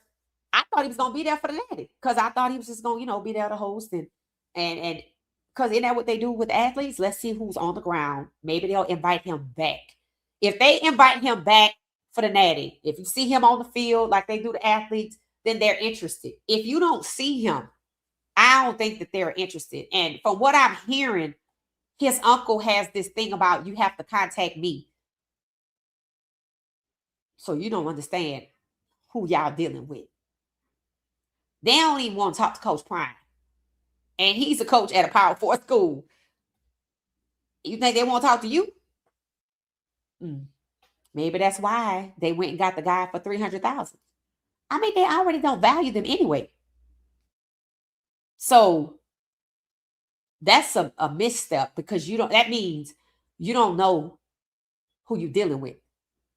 See, winning the war, the first step to win a game, or especially a war, is to know where your feet are. You need to know the game you're playing, and you need to know who the enemy is. Because you trying to do a business deal with your enemy. People that don't even value people that look like you. That is your enemy. And then you're going to bring Bubba into it, and he arrogant too, and you got to do this, and you got to do that. All right. Let's see what happens. One thing about the portal, you could just be in it. Oh, okay. Asia said, I follow him. Okay, so he is at LSU. It said no comment at all about the league. NCAA. Facts. Not going to say a word. Not going to say a word. It said Snow is the super duper star. He is. It said, I think Boston just needs to grow a little more. I think so too. Prime said long ago, the daughters don't be at his house at the same time because they get jealous because they don't want to share him. Okay. So that's what it is. Okay. She said Bossy hung up on Snow last week. Oh, Lord. Oh, wow. Okay. What is CJ Stroud's OC? Oh, who is his OC? I don't know. But let's see what happens to his head coach. Let's see what happens. DeAndre is 12 years or so older than Bossy. So you think it's the age difference. Okay. That could be it. I mean, I'm not saying I know what it is. I just know it's something. It said, no, they have two different mothers, two different personalities. The girls always side with their mothers. So you think it's the, what you mean side with their mothers? Miss Carol don't look like she have a problem with nothing. DeAndre don't even look like she have a problem with it. It might be more the age thing. I just think that the younger you are, the closer you are to the divorce. That's just how I look at it. It's still fresh to you because you're young, and some adult people don't get over their parents' divorce. And maybe she's not over it. I don't know. I don't know. But I know that it's something, and I wish it could work out. Bossy's not close to her oldest sister because of her not liking her mom. See, that's what I'm saying. It has something to do with that, the blending of families, the divorce. That's what that is. It's a NOLA girl. There ain't no black quarterbacks left in the Super Bowl run. What's going on? A boycott? Because I'm totally uninterested at this point. I didn't even bother to see what networks were showing these games because I kind of knew what was going to happen. And I was in the kitchen thinking about Caleb. And I was like, well, I think I was really being hopeful for him, but I can't let my hopefulness override rational thinking. And that's what people do. That's what some of the Falcons fans are doing. Oh, he won a 2-time Coach of the Year award. And let's just see what he do with the quarterback. He has had 11 quarterbacks in 6 years. How many chances is he gonna get to screw over somebody's career? You see, they didn't send him where there's a white QB1. Don't get confused. When the owner sat down and said Michael Penix Jr. is the starter, and he went and hired Stefanski, who was already hired at that moment, y'all just didn't know about it. That's why it went so fast. That's a threat. It's a threat. That's just what it is. They don't like him, and they don't want him to be the quarterback, and they never liked him, just like they don't like Shedeur. It's the same thing, because they the black quarterback, and we don't want that. It's like they throwing a tantrum.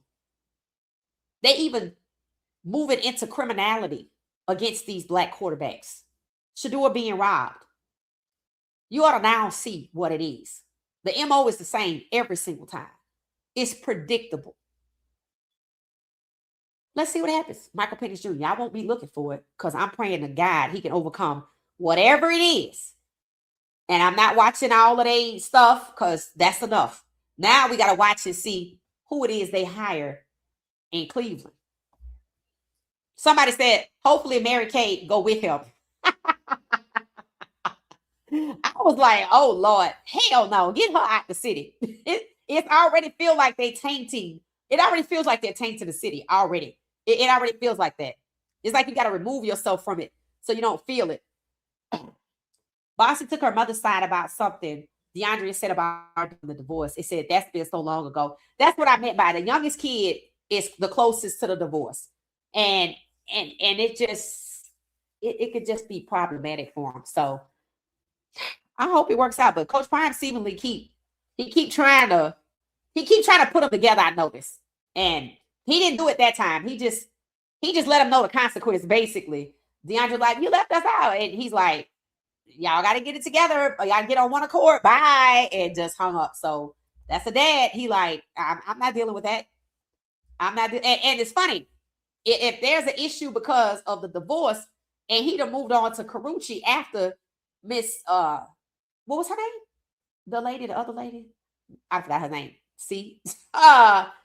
That's crazy to be at odds over a divorce when Miss Tracy was around the longest. How did the girls feel about that? And now have met the parents with Carucci. So y'all fighting over something 2 women ago. Like, you gotta, but that's immaturity. So whoever TK said, she think that he just, the little one gotta mature a little bit more. I think you're right. The little one gotta get a little older to realize how silly it is to be mad at your sister because y'all have different moms and he's had 2 different women and dating somebody else and met their parents. I'm like, you might want to focus on this one right here. Right. So maturity. That's what it is. Okay. Thank y'all for that. That was good. That was good. Miss Pilar loves Bucket. Yes, I keep thinking that's her kid. And where's Florida's family? Is he adopted or something? Like, did they adopt him? Because I saw old videos. He grew up with them. And I even heard Shedeur say something about him being different since he grew up in a $30,000 house with them. A 30,000 square foot house, 30,000 square foot house with them. So he grew up with them. But when they filming, he was quiet. He don't really say nothing. Like when she was fixing Shedeur plate and she was fixing Shiloh plate, I noticed he wasn't like fix my plate too. So he kind of hangs back, even though he part of the family. That's when you're around a family dynamic, that's how you have to move when it's not your family, even though they love you, right? You let the kids that belong to the parents go first, right? So shout out to them, and they treat him like a brother too, right? So it said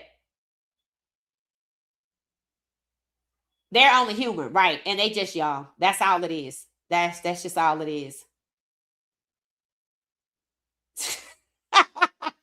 Kisha said, Bossy's upset because her sister cussed out Pilar behind Dion. Oh, Lord. Oh, so it got like that. Okay. It got like that. It got like that. Yeah, let it go. Move on. Amber talking about she needs to let it go. My sister has done worse. That's why I said if y'all have siblings, if y'all have sisters, y'all got brothers, what is this a sibling thing? Because see, siblings, they fight. they fight, especially when they're young. When they get them hormones start coming in, they get about 13, 14 to 15. Hell, sometimes they start fighting each other and they don't even know why they're fighting. It's little stuff, right? So, and sometimes when they older, they fight. I've seen that too. And it's like, oh, think about it. Remember the kid that plays for Kansas State, Avery Johnson, who I thought I did not know that kid was black until I saw his mama, his daddy, and his brother fighting at a game, and somebody recorded it and it went viral. I was like, oh, I could see what's wrong here. I was like, okay, first, I'm shocked I didn't know the kid was black. I had no idea he was black. I remember him. He was doing the Deion Shuffle. Y'all remember the first year we played them? He was doing the little Deion Shuffle dance. And we all thinking he white. We like, look at him. He's black. So his dad and his brother got into a fight at his brother's game at the stadium. And somebody filmed it. And I was like, God, and they was the daddy and the son. I was shaking my head and I looked at the son that was fighting with the daddy that looked like the daddy, and Avery don't look like his daddy. I was like, I know what's wrong. Look at where they fighting at. The daddy is going all in for Avery because he got NFL talent, and the brother probably don't have it. And his dad probably moved on with Avery mama, and he feels some type of way. That's all I'm gonna say. It's obvious that that's what was going on. I was like, because you don't fight like that with your father on the ground, on the cement, on the concrete. As black people, with a bunch of white people standing around, like, that was just kind of crazy. I was like, oh, okay. So, and they had a horrible year. And I don't know why they had a horrible year, but they're going to set that kid up too. I think that's why they had a horrible year. It said, Shalomai's at Alabama A&M. Yeah. And she's living her best HBCU life. Me and my sister were the same way. We are close now. See, there's hope. There's hope. And that's what I wanted to know. It said, what's the saying about a woman that's scorned? Hell hath no fury like a woman scorned. It said, Bossy and Pilar sit together and Dion and his crew sit together. I don't get to see DeAndre that much, but maybe next year we'll get to see Snow watching his uncles play. It said, yeah, Nicole, the beef isn't worth it. Yeah. It said, no more black quarterbacks. Yep, no more black quarterbacks left. That's facts. That's facts. Hey, Jarrell, how you doing? It said Caleb Williams Bears lost. Yeah, I'm out. I'm not watching the rest of that. It said they were all together, Pilar, Carolyn, etc., for Shedeur's draft party. Right. And didn't I hear that Miss Tracy was there too? Was Karuchi in the picture? I don't think she was in the picture at the time. I don't think she was there. She was in the picture. I think they were just friends at the time. Yep, all the black quarterbacks are gone. It said blue chip prospects know their worth. Yes. Plus, both parents are now involved today. That's true. That's true, Ramon. Because I looked up Darian Minson's parents. Yeah. Mm-hmm. Some people think he's actually related to the GM at Minnesota that Minnesota just extended, who I said was African. So somebody in Darian Minson's family is African. His mama, his dad, right? So now we're getting to the point where instead of just black quarterbacks, now we have African, like, they say African parent quarterback or something like that. Because you want to say African, but they really black because the mama black and the daddy African or something like that. So that's supposed to be Darian Minson's story, from what I understand. So that's the next wave of black quarterbacks. Now you got African Americans and you have African parent quarterback, something like that. They black though still, Yeah, that's where they at now. That's where they at now. That's where they at now. So I don't know for the NFL if they like, well, damn, is that a good thing or a bad thing? Because we trying to get rid of all of these melanated people out here, including Tua, because they probably like, yeah, he got to go too. So, but you see, they like Dylan. I told y'all it's the optics for them. It's the optics for them. They don't like none of it, but they'll accept what is optically pleasing to them, what they feel comfortable with, and it's the eyesight. It's whatever they can see. That's why I said they really go by the one drop rule. They don't give a damn, especially when things start getting tight. They ain't like, okay, everybody got to go. African parent, African American, Caribbean, Jamaican, we don't care. Russian, black Russian, bye. It don't matter. That's how they get. When they start getting squirrely, everybody got to go. It said some people don't play about their moms. It said, can't blame Bossy. I don't play about mine. Yeah, but you got to move on because see what people don't understand is first of all, she's young. DeAndre was young because she's older now. And you know, you have to apologize and say, look, I shouldn't have said that, or I was young and I'm over that. I'm sorry. I'm here if you want to talk. But you got to be mature enough to accept the apology. And you got to be mature enough to apologize. You got to be mature enough to value the relationship. And everybody's not mature enough to do that. That's just what it is. And some people never get there. Some people never get there. That's why I was asking y'all that. It said, oh, I missed it. Snow has a beautiful life. Yeah, he does. He really does. He gonna have to be strong too, because he's a Sanders. He's a Sanders. Yeah, I think Bucky said he gonna make one. Oh, Ryan Staub and Isaiah Hodge are both at Tennessee. So they got two more of our players, huh? Okay. Yeah, interesting. All right, we'll see. I know Isaiah Hodge had a lot of offers. Everybody that left Colorado had good offers. The school is actually, it was a good program. It was just the coordinators tearing it down, and one of them still there. I pray to God they can overcome that man. You see, I don't see him nowhere. Y'all see him anywhere? I don't see him. It said Shiloh's food review was really good. It said the owners and servers were good. I loved Auntie at the end. Yeah, y'all gotta go watch Shiloh's video for at the end. It says Shiloh has really found his niche. I totally agree with the food reviews and the shop and style. Right. He actually said he likes that. And I think, I mean, if I got kids going back to school to avoid this BS, because a lot of them committed and they ain't had a bag yet. They just like, I'm gonna go back one more year. Right. If I have that happening, and before it was Canada and now it's NIL, if Shiloh get in the bag, what you want to do that for? Because they don't value you, right? That's why I said I'm waiting for somebody who's already on the ground, especially a black quarterback. When it's time for them to renew, and you could tell when it's time for them to renew. This is why they were trashing Lamar, because it's time to start having a conversation. Trashing CJ Stroud because they want to devalue him. Trashing Kyler Murray because they want to devalue him. They're doing that because they're trying to devalue them so that when the contract come up, they don't get paid. Or they get demoted to a QB2 or QB3. And they seem to think these players should be fine with that. Because that's security. So that's what they're offering them for abuse, security. I'm waiting for somebody to choose themselves and go be secure somewhere else. Choose yourself. Just like the Falcons fans, make good decisions. You need to make good decisions and prove that you love yourself more than you love the Falcons that don't. Make good decisions and choose yourself. And that's the same thing for these NFL players. It said those prices are ridiculous.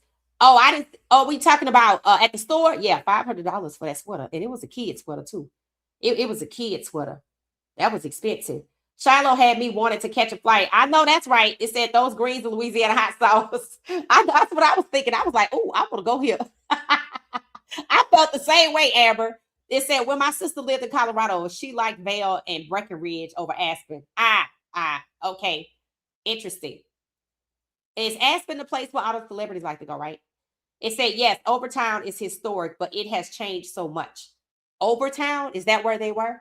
In Vail, Overtown? It said, I can't stand Miami Airport either. Oh, I can't stand it. It said, I got stuck in the Miami Airport all the time. ATL isn't good. You know what that tells me? That tells me you don't like big airports. And I get it. But Miami, I think Miami is worse than Atlanta. It seems like to me, I don't even know if I've ever been to Atlanta's airport and the train didn't work and I had to walk. Like, that pissed me off because I want y'all to know the airport is huge and you have a short period of time. The entire time that it gave you to get before the plane left, you had to use to walk. I'm telling you, this place is huge. Imagine the Atlanta airport having no train that works at all. And they have a sign that says, have a nice day, the train is broken. And there's no other option. And there was a guy that passed on a cart and he told me I was going the other way. I was like, well, damn. So much for hospitality or courtesy around here. And when I got there right before they wouldn't let nobody else on. And it's not like I only had 10 minutes. You had to walk. And you got, that's crazy, bro. I needed to eat. I'm like, I'm hungry, couldn't get nothing to eat. Everything was closing up. I was like, okay, I don't like this place. I was like, these people not nice. That's how I felt. I'm like, I couldn't get a cart attendant. I couldn't get nothing to eat. The chick at the gate was rude. I was like, well, where's the restaurant? She's like, oh, we're getting ready to close the gate. I was like, what the hell? I'm like, okay, you know what? Screw it. Just screw it. And the train didn't work. I've never seen a train not work in Atlanta. And they got more than one train. I'm just saying.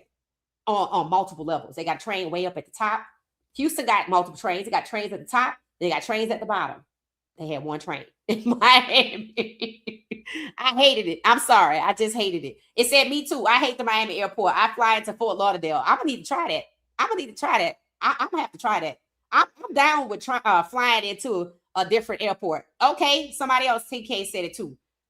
Transforming said it too. I like flying into Fort Lauderdale or West Palm Beach. I can't stay in Miami. Well, y'all just put me on game because now I can go back to Miami through Fort Lauderdale or West Palm Beach. I will be checking into that. I bet they got cheaper flights from Priceline Express. I bet they got cheaper flights. Yep. Don't they have a train that runs through the state of Florida called Brightline, and you could get like from Orlando to Miami on this train? I heard about that too when they were building it, and then I remember when it opened. But I think it's some kind of intrastate in the state train. Have anybody ever take the Brightline in Florida? Let me know. It seems exciting. I don't know. It could be trash. I don't know. It's that you got to run in Atlanta too. I was like, what terminal? Yeah, nah, that's true. When you get off the train, now see, this the trick about Atlanta's airport. When you get off the train, you know how you hungry or you want something to drink, and they got food everywhere in most of the terminals. I think the best terminals got the best places. Like E's trash. I was in E one time, and I was like, I feel like an orphan or something. Like they don't want me here. Like it was trash. It was just trash. But when you get off the plane in Atlanta, find your gate before you get something to eat. Because if you get something to eat and everybody else is getting something to eat and you take long and then you think your gate is right there, kid you not. I came back to Atlanta one morning, and y'all know who was on my plane? FIFA. The people doing the soccer stuff here. This is when they were coming to visit Atlanta. They were all on the plane. I was like, and they were all from a foreign country. They all had on the same blue track suit that said FIBA or FIFA or something like that. And I was like, what they doing here? And the next thing you know, I heard them announce a couple of weeks later that Atlanta was the site for the 2026 World Cup. Them people was on the plane. So it's always people on the, you don't know who you're going to run into in Atlanta. That's the thing about it, right? But you have got to go find your gate first if you're not familiar with the airport. When you get off the train, I think people think, okay, well, I made it to the train. I'm probably just going to get off and go straight. No, you need to know where that gate at. And sometimes it changes. And in Atlanta, they'll change your gate and it'll be in another terminal. And that's bad because you got to take the train. So I feel bad for anybody that have to go through that. And the people at TSA in Atlanta, oh my God. I don't know why they so loud and they so aggressive. It's embarrassing. It feels like they just being rude. Like you scared to ask them, should I take off my shoes? And they get an attitude like you should know. But in Houston, you don't have to take off your shoes. So they talking to you like you should know this, but all airports are different. I was like, see, they don't travel a lot. That's how you tell on yourself. When you act condescending because I asked you, should I take off my shoes? As if all airports are the same. They're not. So I don't really like the TSA in Atlanta. The people in the line, they kind of cool. But when you start going through, they just loud. It's just aggressive. So I don't know. And they said you slow if you can't find your gate after you leave TSA. I want you to know, if you go into the T gates, when you come out of there from getting your shoes put on your feet at the little bench area, if you don't look up, you're gonna go to the left. And then you're gonna go all the way to the wrong direction. And then you're gonna realize you lost, and you're gonna come back and realize, oh shit, it was right here. It's not easy. I had this conversation with a pilot online. The chick, she's a pilot. She was actually ridiculing people and saying, "You coming to Atlanta, people act slow." And I was like, first of all, I travel all the time. And if you don't know to look up, you're not going to find your gate. You just have to kind of know. It's not intuitive. But that's the attitude of a lot of people at airport in those types of areas. They feel like they're very condescending. That's and I really hate that because they're all black. Right? So just sad. Just sad. Yep, ATL is bad too. It said we already done watched the video, all of them. Facts. It said put your running shoes on for Miami and Atlanta. Right. I'm gonna go to Fort Lauderdale, like y'all say, and West Palm Beach. I'm in Fort Lauderdale and I'm already planning to go to that restaurant. Oh, which is about an hour away. So you know when you go, you're gonna have to email me some footage. Because you clearly gonna get there before we do. What she said, 404@gmail.com. My email is in the bio. Send me some footage for real. We want to see how it go. And I want a picture of them chicken and waffles because they look good. That's what I'm going for. The chicken and waffles. I go to every restaurant and try the chicken and waffles. I love chicken and waffles. Do y'all like grits, like oxtails and grits, or like fish and grits, or whatever they make in grits now, shrimp and grits? Do y'all like that sort of kind of thing? It's supposed to be soul food. I don't really care for that, but they got oxtails and grits now. Let me know what y'all think. I'm just curious. I'm gonna get out of here. It says shrimp and grits was talking to me. So by design, you do like the shrimp and grits. You do like the shrimp and grits. It says Shiloh is so sweet and mannerable to people who serve him. Right. Shiloh's very polite. It said, yes, girl, them shrimp and grits. Them shrimp and grits. Okay. It says Stefanski is standing on shaky ground right now. Yes, and may he fall. Soon. It said to protect Michael Penix Jr. I feel sorry for like the Bijan Robinson. See, people just looking at the quarterback. You got to think about what happened to Nick Chubb. You got to think about what happened to Quinshon Judkins. Look at the people that got hurt. They got overused. And they knew they would get hurt, and they knew they would take them out. Right? And that was just another way. That was just another way to take Shedeur's targets. That's all that was.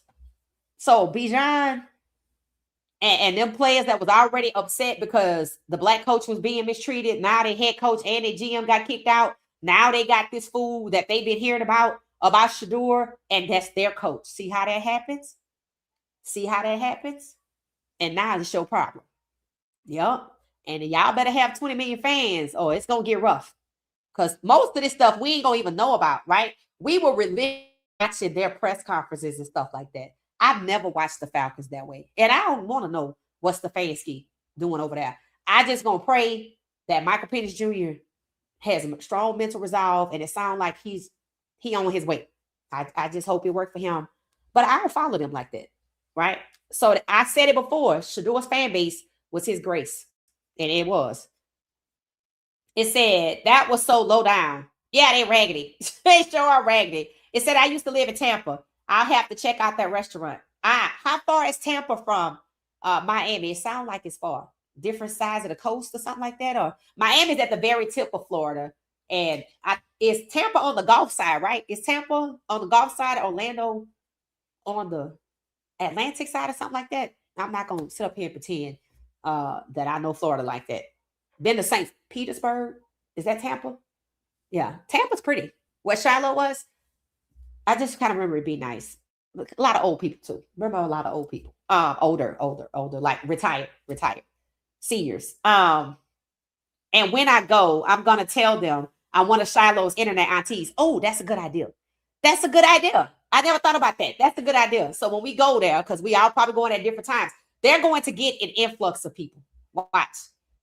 That's a good one. That's what we're going to say. That's what I'm going to say when I go. I still want to slap Jerry Judy. Understandable. But do you think they're going to trade for him? Do y'all think they're going to trade Jerry Judy? We got to talk about that. We got to talk about that. I guess as we get a little closer, if any of the bums from last year coming back, and which bums are going, and which bums are staying. And it was about 11 bums that I could visually think about right now.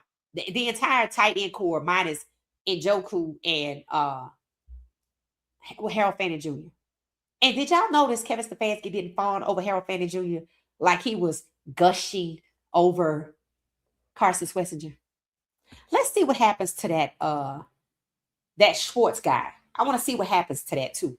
Because some people were thinking he could show up in Atlanta, but apparently one of the agreements was that Stefanski had to keep Ulbrich, the guy whose son supposedly got Shedeur Sanders' phone number and gave it to the Ole Miss guy. Like, I believe that. After all this, they gave him that number. Lil Greenhouse. Is that what it is? Oh, this is the address. All right, y'all. This is the address on the screen. First, this is the name. And then this is the address. Lil Greenhouse, and the address, I'll say it out loud for those that are audio only, 1300 Northwest 3rd Avenue, Miami, Florida, 33136. I'm taking a picture of that. Or I could have screenshot it, but I'll take a picture. Lil Greenhouse Grill Restaurant. That's the name of it. Okay. And then Tina put the link in the chat if y'all want to get it. Right here. If you see Tina's content, copy and paste it. You see her comment, and you can just go straight to it. I only buy direct from the airlines. Oh, okay. Okay, I get it. Okay. Shout out to Shiloh. Yes. Thank you, Miss Tina. Yes. Thank you, Miss Tina. Thank you, Miss Tina. We appreciate you. I don't like Miami either. Yeah. Later for Miami Airport. It said during the Texas game, the commentary was like Texas coach should think about pulling CJ and put it in the second string quarterback. Do y'all know that was a campaign to bench CJ before this game? What were they saying about Caleb? What were they saying? I didn't listen. What were they saying about Caleb? I heard what y'all said, but they said about CJ. What were they saying about Caleb? I'm curious. Let me know. It said I heard someone suggest that they trade him. Who, CJ? They want to do that anyway. It said that's crazy. All of CJ's receivers got hurt. But I guess that doesn't matter. Facts, it does not matter. They are straight jealous. Absolutely. The Falcons finna catch hell with their fans. Yeah, I'm out. If you saw my latest short, to the left. I made a short saying deuces to the Falcons. I had on my Falcons jacket. I'm out. To the left, and I'm out on the Super Bowl. I'm done. I'm done with anything after the day. I'm already done because I didn't watch the game. I knew I was gonna ask y'all about it, and I don't even think I want to watch the highlights. I whatever y'all told me, I'll let that stand because we predicted that they was gonna play in their face, and I knew when that game was 10-10. I said, somebody gonna get cheated. They were already saying they thought it was weird that Bo Nix broke his ankle. Some people don't think he really broke his ankle, but that he was pretending. There's a skit about it. I might find it for tomorrow. Probably not. I already looked at it. It said Josh Allen crying all over the place. Right. So Josh Allen was crying all over the place.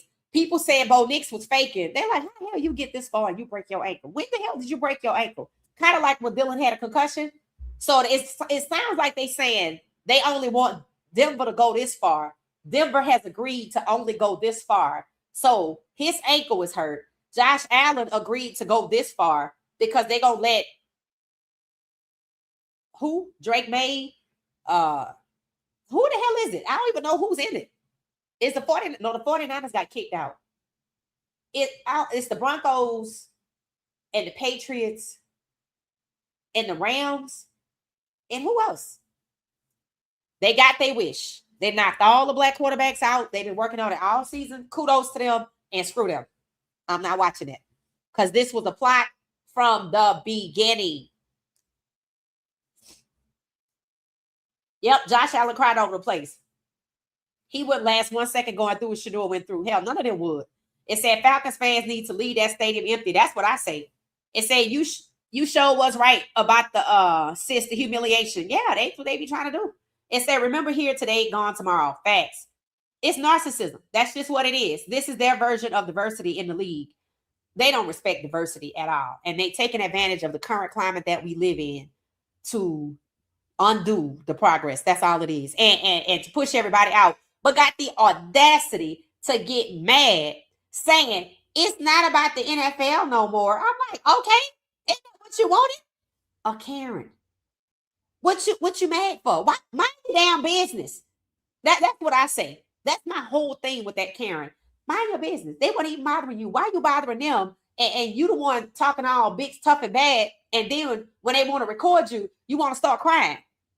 So now that you didn't want them here, you proved it. Get the hell out with Shedeur, basically, and everybody saw it because you did it in front of everybody. You were trying to send a message. Message received.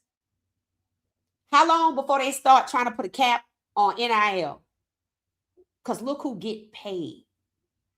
That's why they want Tommy Reese over there. That's why they wanted Daboll over there. And it's an abomination that they get him back in these interviews. He is interviewed for 2 teams. You see how they do? They don't have no respect. None. No respect. It's like they'll be damned before they hold someone accountable and let them suffer for abusing another person or defaming Shedeur. That's how you know it's coming. Who it's coming from? Who took them off the board? And that's who need to suffer. Now, I don't know how that's going to look because it's 32 of them, so I don't know. But that's what needs to happen. People need to let it just all sit empty. Remember, the NCAA is still under fire, as they should be. It said, let's see how far you'll get without fans. That's what I'm saying. That's what needs to happen, bro. And because people don't look at the league holistically, you know, it took Shedeur coming in for people on other teams to pay attention to what was going on in Cleveland. Now, I heard somebody from Atlanta say it. Well, I know who Stefanski is because I was following what was going on with Shedeur. And now he's here. Facts. And I feel like some of them trying to soothe themselves. They know what it is. But for whatever reason, they can't let it go. And maybe because they have podcasts and all they talk about is the Falcons. Diversify. That's what I say. Just talk about something else. Right? And maybe that's it. And to some extent, I bet that is it for a lot of people. Because we talk about in this whole Shedeur Sanders space, how a lot of people don't really talk about what the hell is need to be talked about. And that's why. It's for the same reason. Right? This is all I talk about. And if I hold them accountable, I could lose. And then if I don't talk about it, then I could lose. That's really what it is. That's just what it is. That's why you don't never put all your eggs in one basket. Hell, I talk about Shedeur tying his goddamn shoes if that's what I want to do. I'm just saying. But I ain't got to do that because I like sports. So I'm going to talk about all of it. Right? All of it. Whatever it is that's going on. I've been wanting to talk about Meg and Clay for the longest. But they be always posting so much, I can't get to it. I finally got to Simone Biles. I've been wanting to get to Simone Biles. So I'm going to eventually get to Meg and Clay, right? I'll eventually get to Angel Reese and her boyfriend. I'll eventually get there, right? So, but when I started talking about Shedeur. I started talking about Angel Reese. I talk about Shedeur more because it was a crisis. This kid was being abused, right? And I just came back to Angel Reese the other day. So that's a good way for it to be. You can't just be one way. Like a lot of people that just follow CU for Coach Prime. Okay, if something happens, gone, what you gonna do? So you got to kind of diversify, you know, if you're not just riding the wave. It makes business sense to diversify. Some people just riding the wave, though. That's just what it is. It says Shedeur's shoes will drop on his birthday this year. Cost around $170. Okay. When is his birthday? Like February 7th or something like that? I have to try to see if I can. Is it Shiloh and Shedeur birthday close together or something like that? Remind me. Something about their birthdays from last year, I remember. It said Miami is in the ACC. Okay. The ACC. So that's what Duke is. That's what Duke is. So they taking the quarterback from Duke to Miami for $10 million. Jeez. Okay. Amen. Oregon, a.k.a. Nike U. Facts. Who want to play at Oregon? Yeah. Later for Dan Lanning. That's what I say. Sick him Trinidad. Oh, I hope he win. I pray he win. I do. Because that needs to happen. It said, that's what made it suspicious. Your QB gets robbed and nothing from the media. Yeah. I was like, y'all don't think that's strange. They don't have nothing to say. They like to talk about Shedeur just because Shedeur. They be looking for stuff to talk about. Like they take a topic and just stretch it out for a whole week.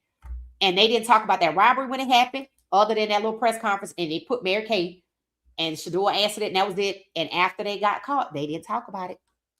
And when Kevin Stefanski got fired, it was somebody in the bushes waiting on him to come outside. So they knew he was going to get fired. And he got fired a week to the day the third suspect got caught. Somebody been talking.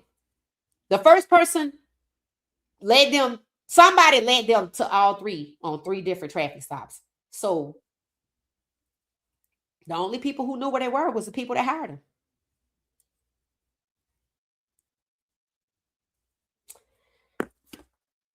Now, I heard about another robbery, but I looked it up. I ain't seen nothing. I ain't seen nothing. I looked up all of the crime happening in Brookhaven. It was they got a car theft ring, and they said they was indicted. So I figured I'd see some court proceeding. And I'm not saying it didn't happen. I'm just saying it's just strange. I don't see it, but maybe I just overlooked it. But they got around the same time Shedeur's situation happened, right? A couple of weeks before, a couple of weeks after that. It was a car ring theft group of robbers going through Brookhaven, and they got busted at an apartment complex. But I ain't seen no other kind of crime like that. It was some other petty stuff, but I was expecting to see front page news. We got the guys that robbed the family in Brookhaven, and they robbed Shedeur. None of that. No identity, just the voice saying it, and they saying they indicted, and I don't see nothing. But I'm sure it's out there. It's not easy to find. Just like Myles Garrett being robbed is just not easy to find. Yep. Strange. It says Shedeur owns his brand. Yes, and I absolutely love that. It said Leftwich has been very, very involved with his son. That's why he's not at CU. I heard different, but I'm gonna let it ride. I ain't gonna argue about that. I heard it got a little messy. It said, I hope because remember, Coach Prime, I don't know if he was back yet, was he? It said, I hope Seaton's uncle doesn't mess him up like the McCaskills did. Oh, I remember that. I wonder what happened to that kid. Because he went to Arizona, didn't he? Or U of H first, or something like that. Or he went to Arizona. Something happened. Something happened.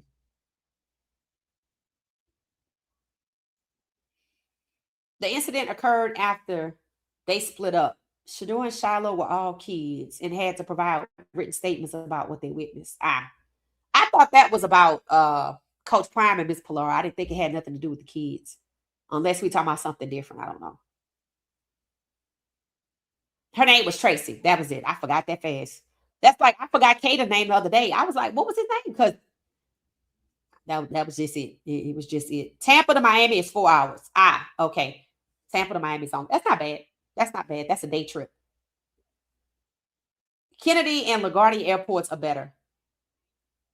Okay. In DC, right? Is that DC? I think when I went to DC, I flew into Baltimore. Why was that? I mean, I've been to whatever the hell they got in DC. I've been there, but I feel like for some reason I was at BWI, Baltimore, something like that. I remember being at Baltimore, but I was also in Baltimore.